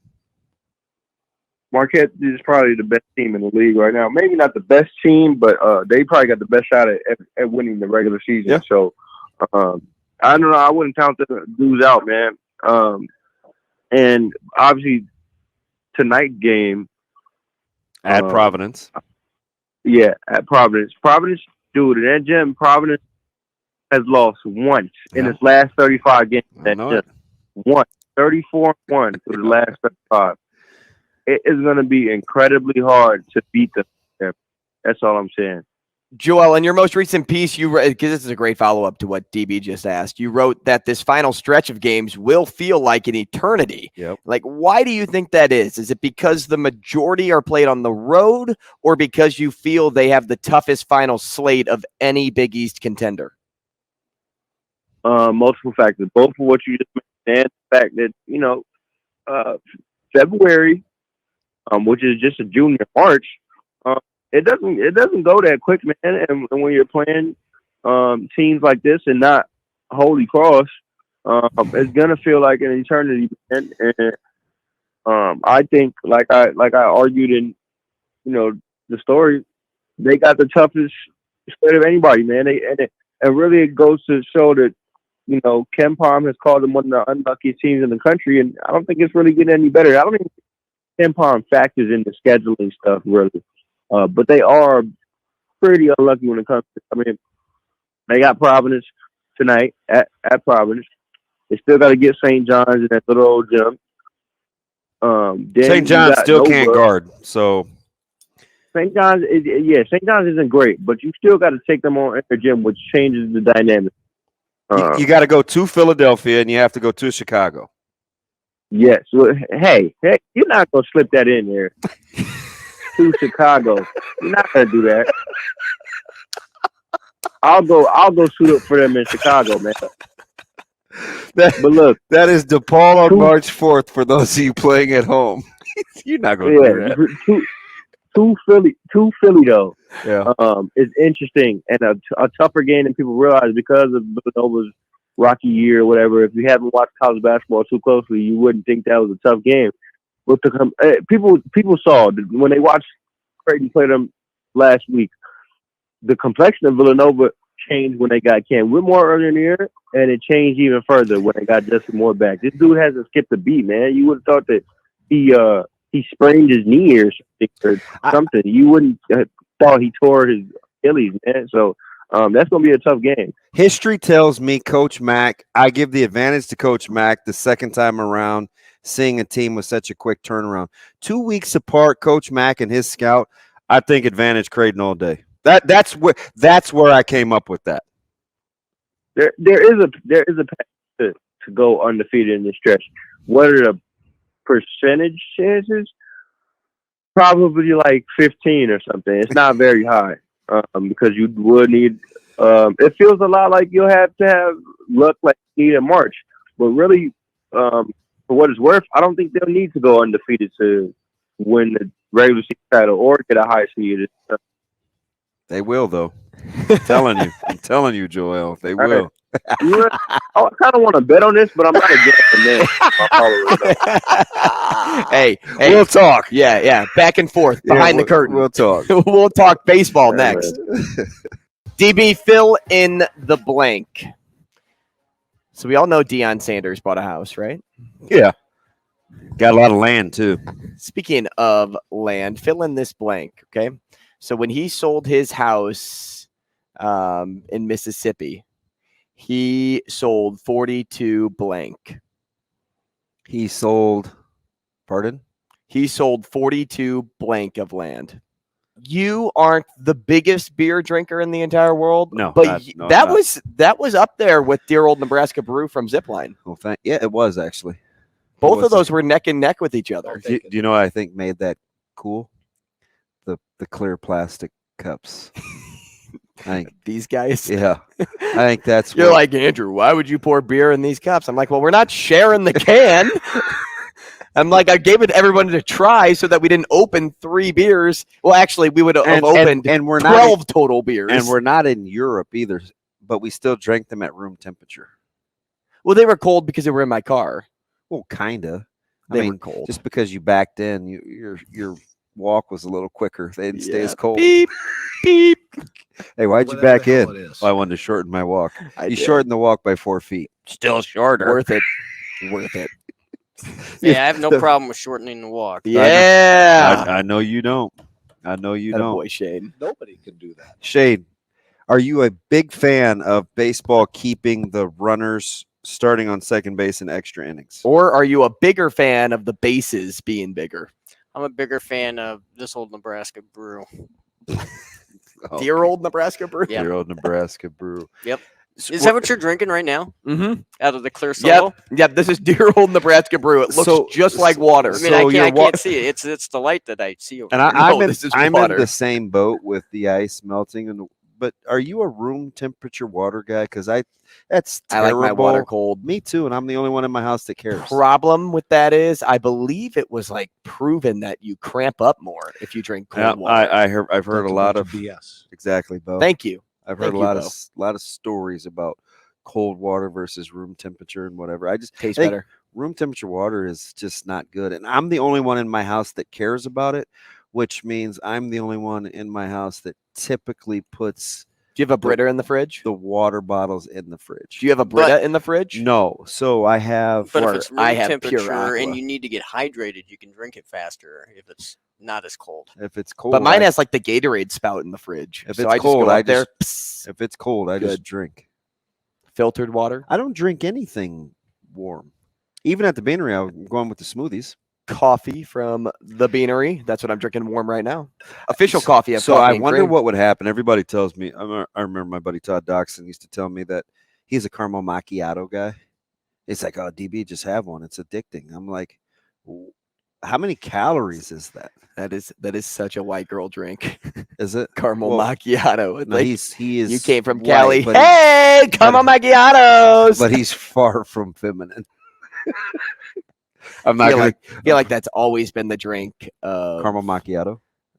Yeah, I want to the know. females So in my life. my You don't point the finger. my buddy drinks a hot John, and I can't remember what's in a hot John, but they call it a hot John because Sounds like a name, sandwich. his name is John, I remember you telling me this. and he likes it at like 212 degrees or 14 or some ridiculous number, which I don't understand does because he like put a thermometer in there? I think he's partly OCD. He's an It's insurance filtered. guy, so things have to kind of be done the right way. But at some point, you're not drinking it at that temp. So what difference does it make if you start at that temp? You chug it. There's not a chance. Well, and so I like to have my drink starting scalding because I know it's going to get cooler. And as it gets cool, at least it's still warm. Does that make sense? No, because I think at some point it will be the same temp to be Yeah, but then you have to speed up. consumable. Then you got to speed up, right? So you want to hold it for 6 more minutes Well, longer? no. So like, if I wanted to drink my coffee over time and I didn't want to chug it, Uh-huh. like you want it really hot so that if I set it down now I'm doing something. I can pick it back up and I don't have to reheat it in the microwave. The colder the drink, and if you drink it faster, all you're going to do is get. I got chills throughout my body. That's all you're going to get is just DB's had chills. chills because of your like vitamins, right? You've been getting chills all last week because of your Yeah. vitamins. So it's the cayenne. I never Yeah. told you about my drink.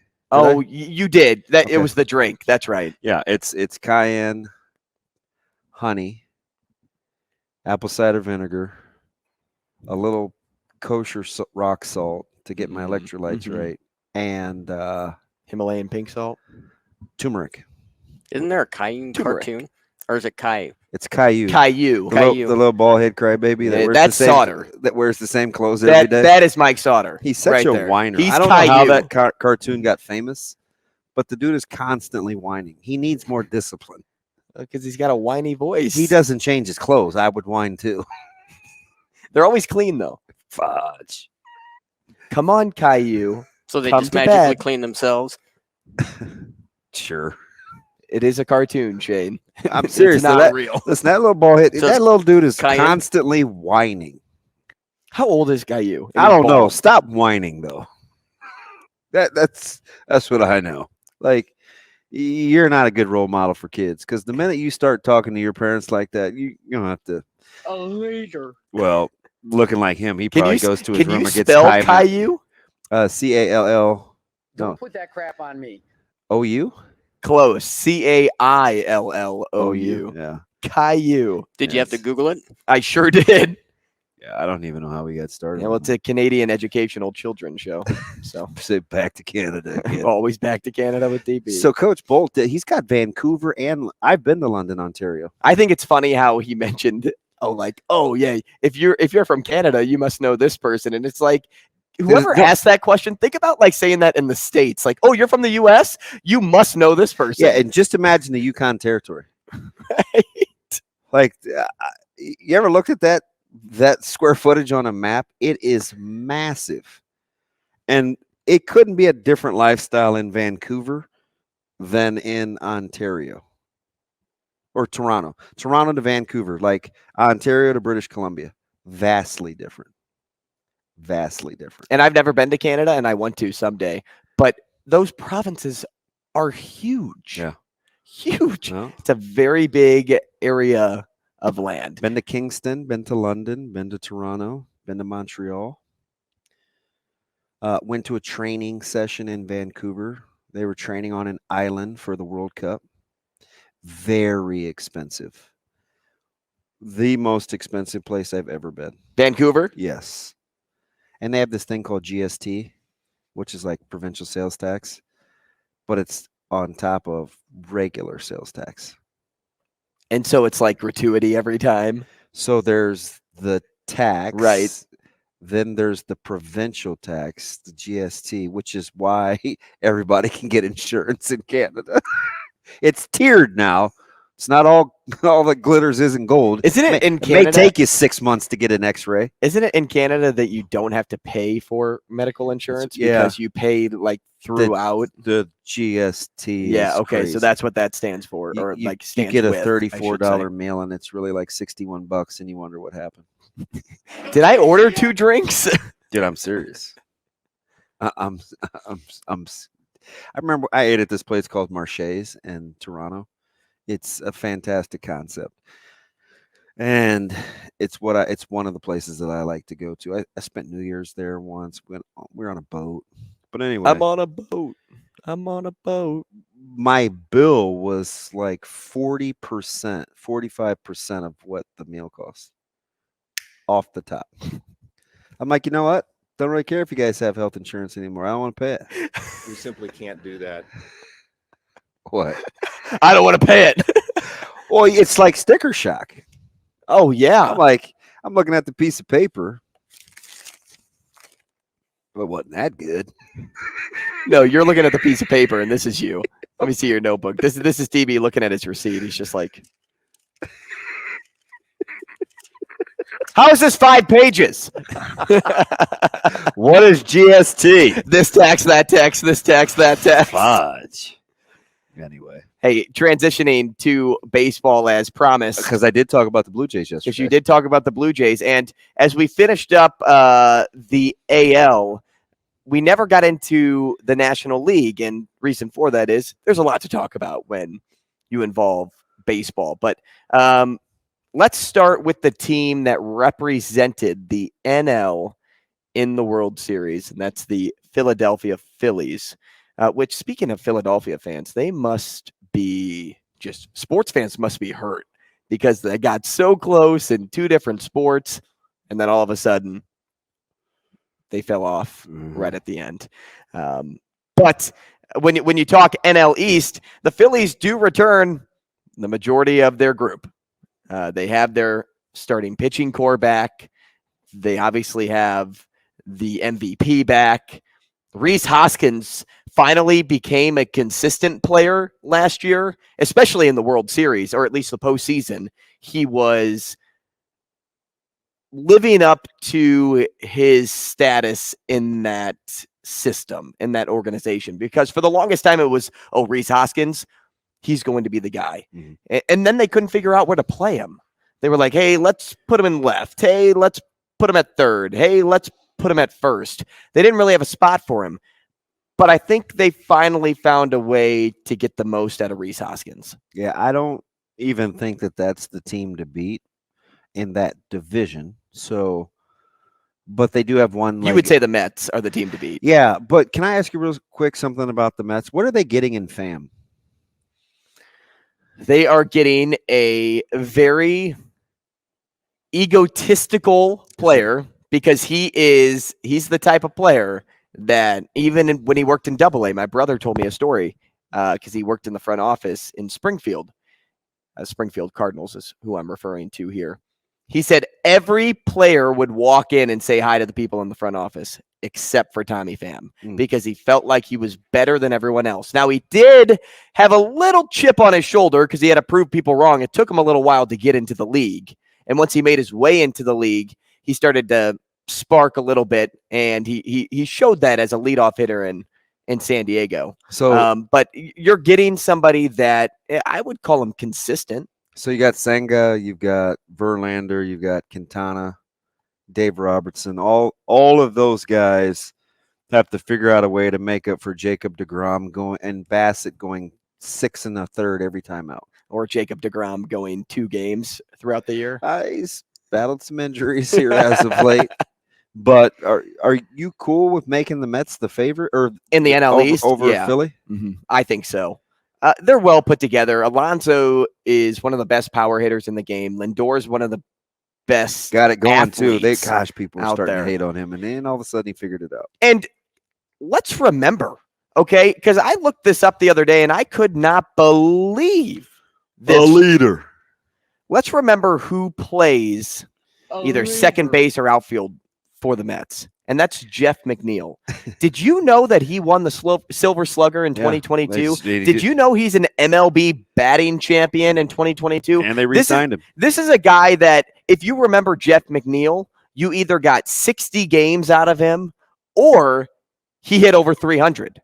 And last season, did he fly under the radar because the Mets had so many other problems that you focused on that more than what Jeff McNeil was doing? Last season, Jeff McNeil hit 326 in 589 plate appearances. That's 533 ABs. He had 174 hits. 39 of them were doubles, and he only had 62 RBIs. He didn't do anything special, but guess what? The Billy Bean mantra. What did What we call those guys? Were you around for Punching Judy's? No. Punching Judy is kind of it's a baseball term. I need you to Google that and see what comes up with. What's the definition of a punch? Oh, Punch and Judy. Yeah, for in baseball. Yeah. Well, because those two were the puppets that actually were featured in the Santa Claus 2, if anybody was wondering. But in regards to baseball, it pertains to a hitter who the ball or a powerless hitter does not solidly strike in baseball. That is Jeff McNeil. Nice work. Thank you. Comp. Hey, look, I just remember that because I grew up in an era, as much as I love baseball, and I was a middle infielder, and middle infielders at that point, unless you were Ryan Sandberg, were referred to as Punch and Judy's. You were Ozzie Smith. Put it in play.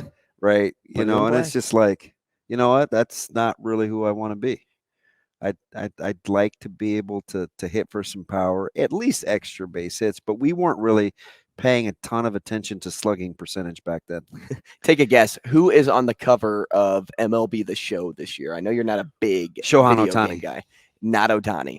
I believe he was on last year's game. Then I will go with, gosh, he's not very likable. How about Manny Machado? No, but he is a team in the NL, and he's a team in the NL East. And he's going to surprise you. So don't think best player. So it's not Alonso. Oh, in the East? NL East. Because this came as a huge shock for me. I forgot about him when I was trying to go through it. My buddy asked me this question a week ago. Oh. Was he just on television at a game with 4 other players? Does he wear excessive jewelry? Donnie's. I was going to say Jazz Chisholm. Yeah, it's him, but I don't remember. It is Jazz Chisholm? It is. I don't remember him wearing excessive jewelry. So he was Does he at do a that game. a lot? So who was just on television, and there were 4 Marlins there, and Jazz Chisholm was one of them. It is Jazz Chisholm. And he had on, he looked like he had Mr. T's starter kit on. I know. I knew he wore a gold chain. I think I should be able to win something for that. Because ding, ding. I totally pulled that out of my rear end. You did. I guess he does wear a lot of jewelry, and I just miss it. Oh, yeah. You should have seen him at what game was that? Somebody has to know. He's so good. Oh, my gosh. He was so good Wait in a fantasy minute. for me last year. Wait. Jazz? Are you putting up with all the antics? That Jazz isn't a good player? I'm not saying he's not a good player. I'm talking about juice worth the squeeze. Really? Jazz? Yeah. Okay. All-star for a reason last year. Okay, hold that thought. Let's Hold go. that thought. The Marlins are not good. Well, they tease you because of that staff, right? I mean, you're running out Alcantara, you got Lopez, you got Luzardo. You're going to get Rogers back. That staff should keep you in a ton of games, right? They should, but they won't. And Luzardo was kind of that way even when he was in Oakland. My man said the guy with the 860 OPS that hit 254 was an all-star for a reason. Really? Bro, you should have seen how he started the year hitting. I get it, but you act like I kind of want to call you out on that, but I'm gonna let it. He got hurt. And I know, and he wasn't the same, and he got benched.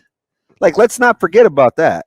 Let's relax there, DB. No, Come on. no, His no. month of April and his month of May were so what good, we have and then to he got hurt what in we July. have to relax about is kind of like yesterday. No, he got hurt in June, actually. Listening to you and Michigan Lance say clearly outplayed Mahomes. No, he didn't.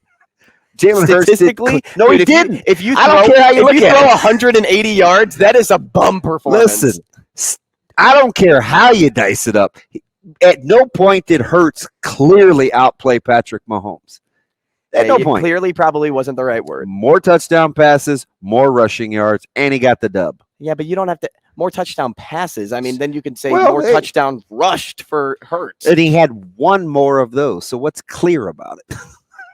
than Mahomes. Yes, he had 3 rushing touchdowns. He threw for 1. That's 4. Right, but he had one that's more what touchdown than Mahomes. Oh, I thought you. There's meant nothing in clear regards to about the just rushing. one. And I said, yeah, I just said clear probably wasn't the right word, So, but outplayed was the right word. No. So back to the all-star thing. He was an all-star for a reason. Like, you feel comfortable saying that out loud? Yeah, because I guess if Because you look at in the All-Star, baseball, it's it is all a based off the big first half of the season. And it's a popularity vote. It is, yeah. But if you look at what he was able to accomplish in that first half of the season, he turned some heads. I hope you're right. I'm cheering for I Jazz. am right. Boy, Let's look at this. Ready?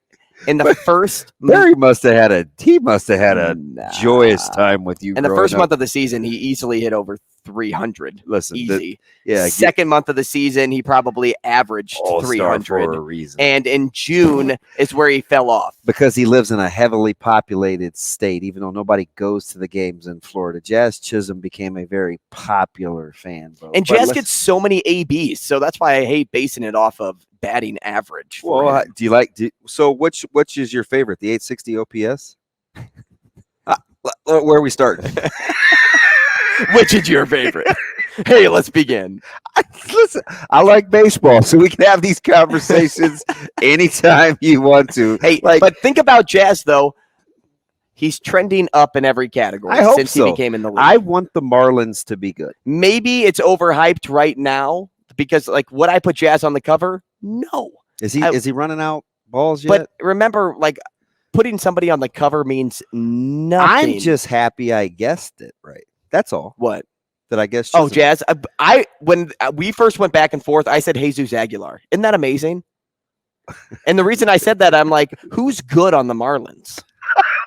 Alcantara. Right, Alcantara. And they said it wasn't a pitcher. Yeah. So I'm like, I'm looking at hitters, and I'm like, and because Jazz only played the first half of the season, he was off my mind. And then I finally got to Jazz. But I mean, slugging percentage in his first year, he only had played 21 games.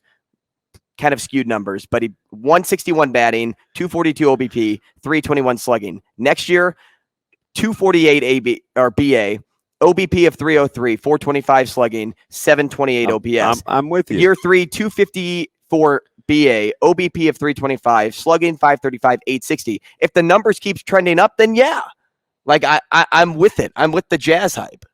So I'm sorry. Is there a jinx, by the way, with that cover? Buy me a Coke. Like the EA Sports, like Madden. Like Madden. I don't know.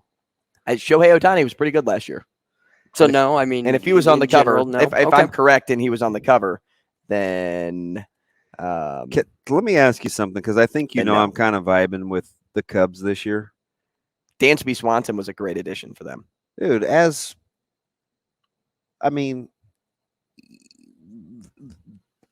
Do you want to talk about Cody Bellinger? Bellinger's going to help them. Now, Bellinger drives me crazy. Is the next Jock Peterson for them. He drives me up the wall, but defensively, he's way good. And you get Velasquez, Suzuki, and Bellinger out there patrolling the greens of that wall, like, it'd be pretty good. Cody Bellinger has the making of a bounce back. Like, you know what I'm saying when I throw that out there? I'm cheering for him. He was so good. He plays hard, hitting the baseball, and then he adjusted. He tweaked his swing. They adjusted to him. They weird. started getting. They just threw balls under his hands, right? Because he's a scooper. Yeah, I call it the scoop and loop. And they just threw balls under his hands, but. I mean, you got to like Hap, right? I said Velasquez. He's going to be DH. But you got Hap, Suzuki, Bellinger. But here's the thing. Are you in love with Taillon, Hendricks, Steele? Jameson Taillon should be so much better than he is. I mean, who's on the back end of that, Shane? Drew Smiley, maybe? Ugh. I'm just saying, like, they got to get guys out. Maybe. And I don't trust Boxberger. Do Cub fans? But I do like the Cubs because I think you and I both agree real quick. I always hear about the Brewers. I don't know. Right. I mean, we can touch on it a little bit more when we come back. Stick around. Well, we hope you like baseball because that's what we just went into all last segment, and we'll finish our thoughts here. It's Coffee and Cream in the Morning on Hail Varsity Radio, powered by Currency. Damon Benning, Andrew Rogers, pitchers and catchers reported yesterday, and if you're following if you're following along on social media, you can see who is actually down in spring preparing for the WBC. But we got stuck going into the break on the NL Central. And yesterday, it had us thinking, well, who's the team that's going to come out of the NL Central? Because every year it seems to be this, at least as of recent. Hey, the Brewers are the number one team in the Central. Everybody else is chasing the Brewers. Spoken like a real Cardinal fan. And before that, it was, hey, the Cardinals are the team at the top. Everybody's chasing the Cardinals. Even after the Cubs won the World Series, it wasn't the Cubs are at the top because people knew that they rented a ton of people to get them in that spot. It never was the Reds, at least not as of late. The Pirates are always at the bottom. So who is it this year? It's probably the Cardinals. If we go and look at the actual preseason coming off a 93 standings, win season last year, it's probably the Cardinals. You could say they ran away with it. The Cubs are going to fall in second. Ahead of the Brewers. I think the Brewers are in third. I really do. And it's not saying like, hey, the Brewers are a bad team. They don't hit it well enough. They're always overhyped. Always. Every year it's like, hey, we have Christian Yelich. He won an MVP one time. Hey, we got some good young players on this team. Yeah. Willie Adames is a great hitter at the top of the charts. Oh, we have great pitching. We have Corbin Burns. We had, and I say had, Josh Hader, who's not on that team anymore. But there were a ton of people that kind of like made up the tool belt of the Milwaukee Brewers, and they just haven't found a way to put it together. Tyrone Taylor, Christian Yelich, and Garrett Mitchell will patrol that outfield. Is that enough pop for you? No. Yelich is weird. I keep saying, like, I just want him to get healthy, but, maybe the ankle foot thing, maybe it's arthritic. Maybe the knee is just degenerative now. Talking about being thrown through a loop. Everything from the quads on down for him hasn't been good for 3 years. So and it's a weight-bearing sport, obviously, because you're upright. But, I put that against, I don't know. Do you love the Cardinals? Do you love that offseason?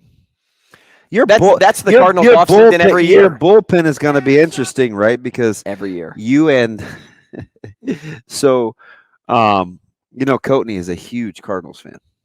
We'll get Matt on the show and talk baseball. So for these last 3 or 4 years that I've been following him on social media, he inevitably during baseball season has these little mini in-game meltdowns over the Cardinals bullpen. And it might be one of the funniest things ever every year if you know Coach personality. Like, what is Jordan Hicks? Snark? Well, do you know? What is Packy Naughton? What is Chris Stratton? What is Drew Verhagen? I know what Giovanni Gallegos is. I know who Ryan Helsley is. But who's the rest? And I know you're a Wainwright guy, but shouldn't you feel good if Wainwright's your number 3? You should.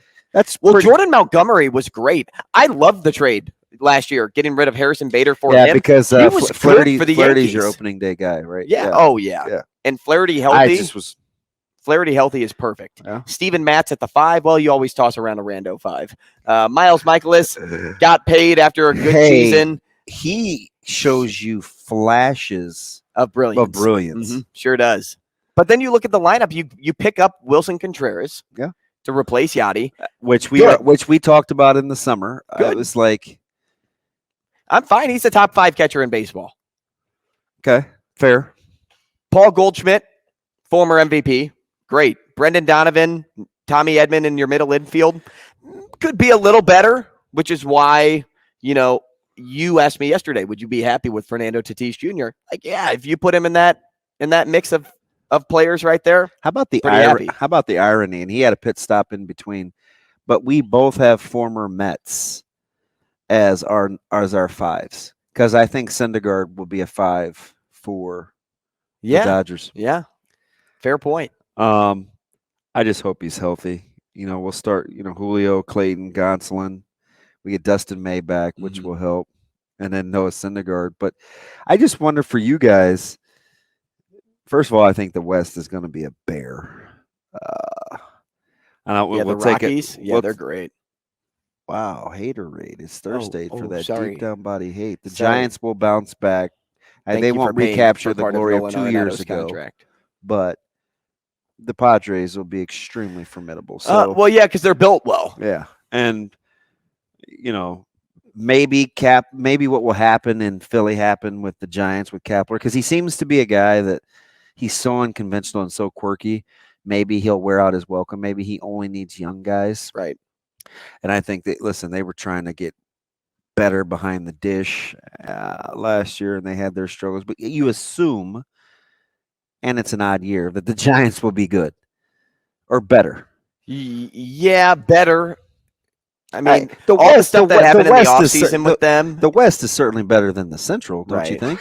All that stuff with Aaron Judge in the offseason was like, holy cow, what are the Giants? Like, who are they right now? They lack middle infield depth. They have Mitch Haniger, right? Yeah. Which is a great addition. I thought he was a fantastic player in Seattle. Conforto is always Mr. Consistent, like another Met, right? We talked about Jeff McNeil, Mr. Consistent right there. They have rotation depth. I read something the other day because we were talking about the Padres payroll. And meanwhile, the Mets say, hold my beer or my Gatorade or Prime. I think the kids are into Prime now. Have you seen that drink? Yeah. Is that the Jake Paul drink? I don't know. Come on, man. Pop culture. It's not my strong suit. It is. Oh, Logan Paul. I'm sorry. One of those Pauls. I knew it was a Paul. And KSI. So including taxes and penalties, do you know what the Mets projected payroll is? Including taxes and penalties. Projected payroll. I don't know. What? So I'll give you within 40 million. Oh, wow. Oh, thank you. That's generous. Projected payroll. I'll give you within 50 million. Give me 280. Shane, the projected payroll with taxes and penalties. 465. Wow. You cracked me up. What are the taxes on that? High. It's got to be 120, 30 mil. So 280 would make sense for the salary of the players. Yeah. It's got to be north of that. Well, what did you say? Because the Padres you said are 465. Like I'm sorry. So yeah, it would be north of 280. It'd be a little over 3. Because the Padres are over 300. Right. And just payroll. I mean, that's sheesh. But he is right, the richest owner in baseball. And the Mets you can do that. And the Mets have gone out you can do that. And spent we should we got to catch up and get what he's doing with the Mets are over. We're going to get the light skinned guy on and we'll talk Mets expectations. The light skinned guy. Severe. Oh. It's like, what? He hates when I call him that. We'll talk why he hates the NBA, the Mets expectation. You two can have a segment on why you hate the NBA. Hey, we should also get Jim Duquette on, and I'll give you his information. Not to be confused with Dan? No, Jim Duquette, former front office a guy for the Orioles. And John Larroquette. He was with the Mets, I think, too, at one point. He's doing a reboot. You think we can get him away from night court? And why quarterbacks need to feel comfortable and not have competition. Right? I mean, the Sims and Raiola. Remember that hypothetical that I put out on Twitter last week that I just kind of like said openly during the break? I said, hypothetically, if Jeff Sims lights up the world and goes 8-4, wins a bowl game, but they also get Raiola, what do you do next season? Do you start Sims, sit Raiola, or do you start Raiola because you don't want to lose him? I remember. And the amount of responses I got on that about, first off, the NFL was never like in conversation, right? I never said like you get to go to the NFL. I said, here's the hypothetical. And everyone's like, well, I bet he'd go to the NFL. I'm like, well, that's not what I was asking, but a good thought. But then I also said, like, well, like if you go to the NFL, how many quarterbacks at 8-4 go to the NFL and like produce? Unless Jeff Sims looks like Lamar Jackson coming out of college. So I said that. And what do those two have in common? Nothing other than they're both black. No, they have speed. They have a lot of speed. Yeah, Sims isn't L-Jack, though. Not even close. But Jeff Sims can move. Yeah. He can cook it. Don't let the smooth skin fool you. Hey, he's got great awareness on the ground. Come on. Wow. Come on. When we come back, we're going to talk to Ron Higdon, a little state championship wrestling here in town. That's next on Coffee and Cream. We're talking to Ron Higdon now. Ron is the assistant director of the NSAA. Ron, good morning. Good morning. Hey, big guy. Good morning. How are you? Damon, I'm doing well. How are you, bud? Good. Ron, kind of a loaded week for you. I mean, this is the week that you prepare for. I know you prepare for the whole season, but let's just say state championships is where it really gets where you get down and dirty into it all. Wrestling is always such a well put together state championship. Every state wrestling championships that I've covered in the past have always been so well structured. I mean, what gets you excited about this year in particular? Well, every year is a little bit different, and we try to do the best we can to make something different and make it a little bit more exciting every year. We have new ideas, and then that becomes difficult because once you go through the gamut a couple of times, you're trying to think of new ways to make it better is difficult. But just the turn of, in a 4-year span, you have all new people, all new wrestlers, and for a lot of them, it's going to be the highlight of their high school athletic career. So us being able to be a part of that and give them something special makes it kind of exciting for me personally. A lot of pros and cons in the wrestling community, right? It's a tight-knit group and everybody knows everybody, and that's cool, right? But it's a tight-knit group and everybody knows everybody. So you get a lot of feedback because you kind of being the grand poobah, the mayor, if you will, that everybody likes. A lot of people are in your ear, right? Let's do duels like this. Let's rank like this. Let's factor in head-to-head. Everybody has ideas and suggestions for the boss. I gotta know. I get it because you're even keeled and your temperament's cool. But how much of the fact that you were so good at wrestling, you're well versed, it's your baby, allows you to have a good filter so you can establish some boundaries? I think that's a good way to put it. I have some experience in all assets. I mean, my entire professional career has been surrounded by wrestling in one form or another. So I'm very fortunate to do something that I love. That doesn't mean that I don't have open ears, because a lot of the stuff that I've been able to make happen has come from other people's ideas. So I don't necessarily discourage people from telling me that. There's times where we spend a lot of time and energy making schedules and coming up with format and stuff like that. And then somebody, 7 months down the road looks at it for about 5 minutes and says, well, what you should have done is that. That right there makes me turn it off, But we put a lot of effort into it. I mean, I have committees, bounce things off of coaches who are in the trenches, administrators who administer their coaches, and even superintendents that oversee the administrative of everything, and try to get perspective from all of it, just so that I have a balanced outlook on what we do moving forward, particularly with the girls. Great point. Ron, this guy's put together stories, and he covered it in goodness. Iowa, Yeah. where people think they do it better than anyone. That is nudge, wink, wink. That is correct. I did cover it in Iowa. I'm not going to say they do it better than everyone, though.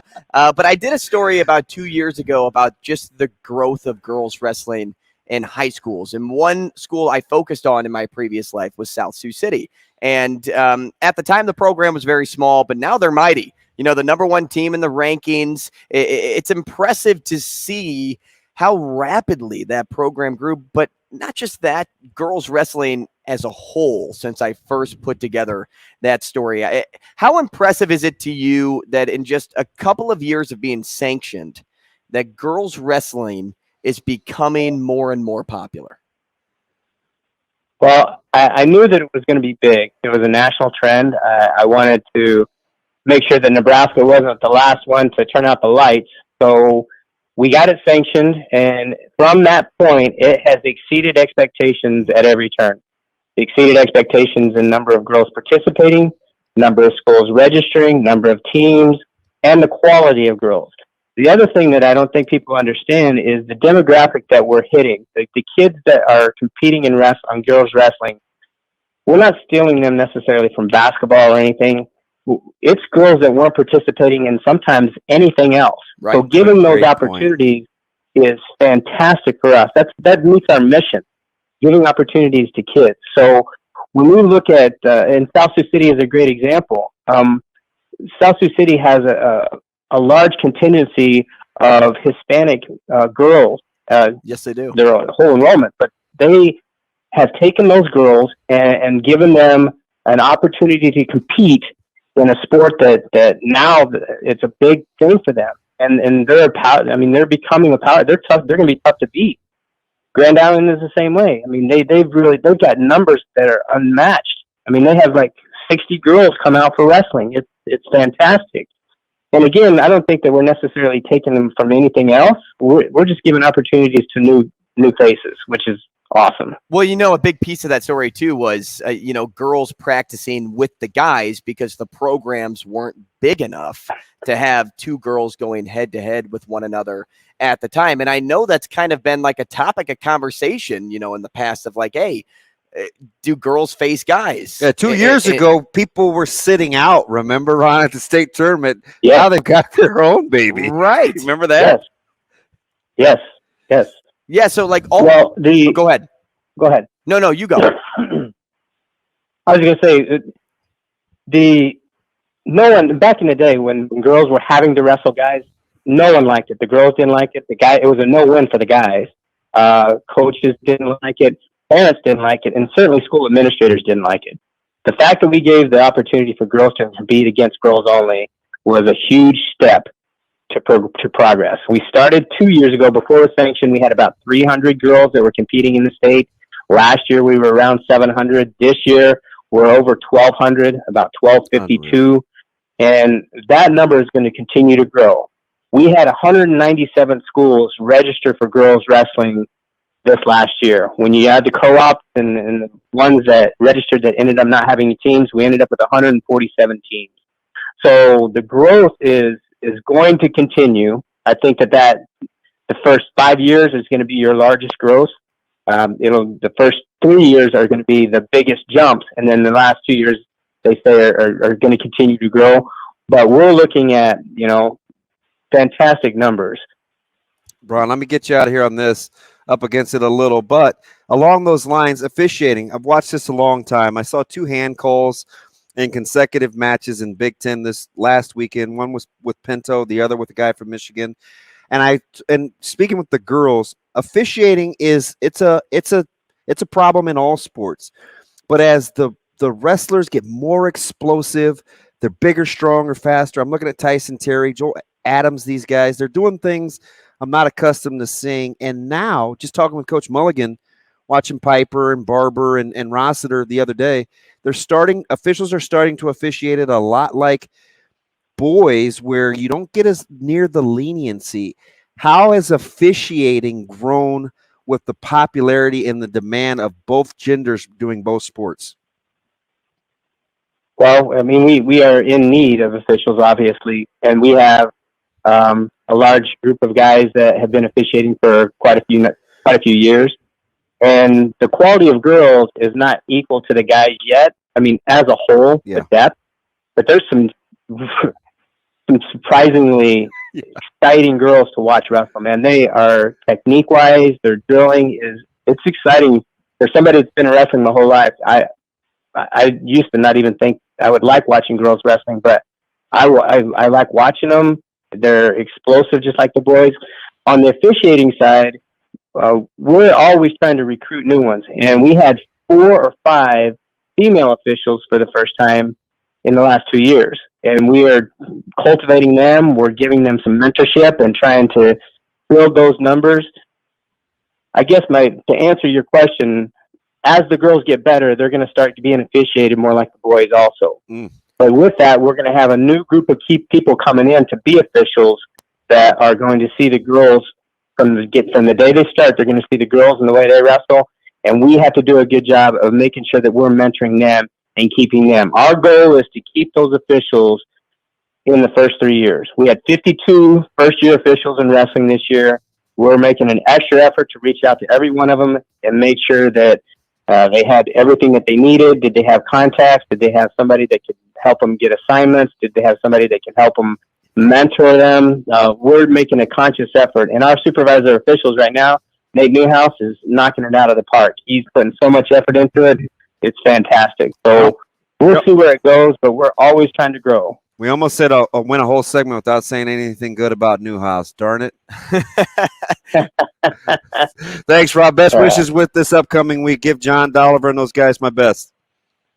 I will. Thank you for having me, guys. Hey, thanks, Ron. And thank you for joining us. Chris Schmidt, Elijah Herbal coming your way later this afternoon on Hail Varsity Radio. We'll see you tomorrow on Coffee and Cream.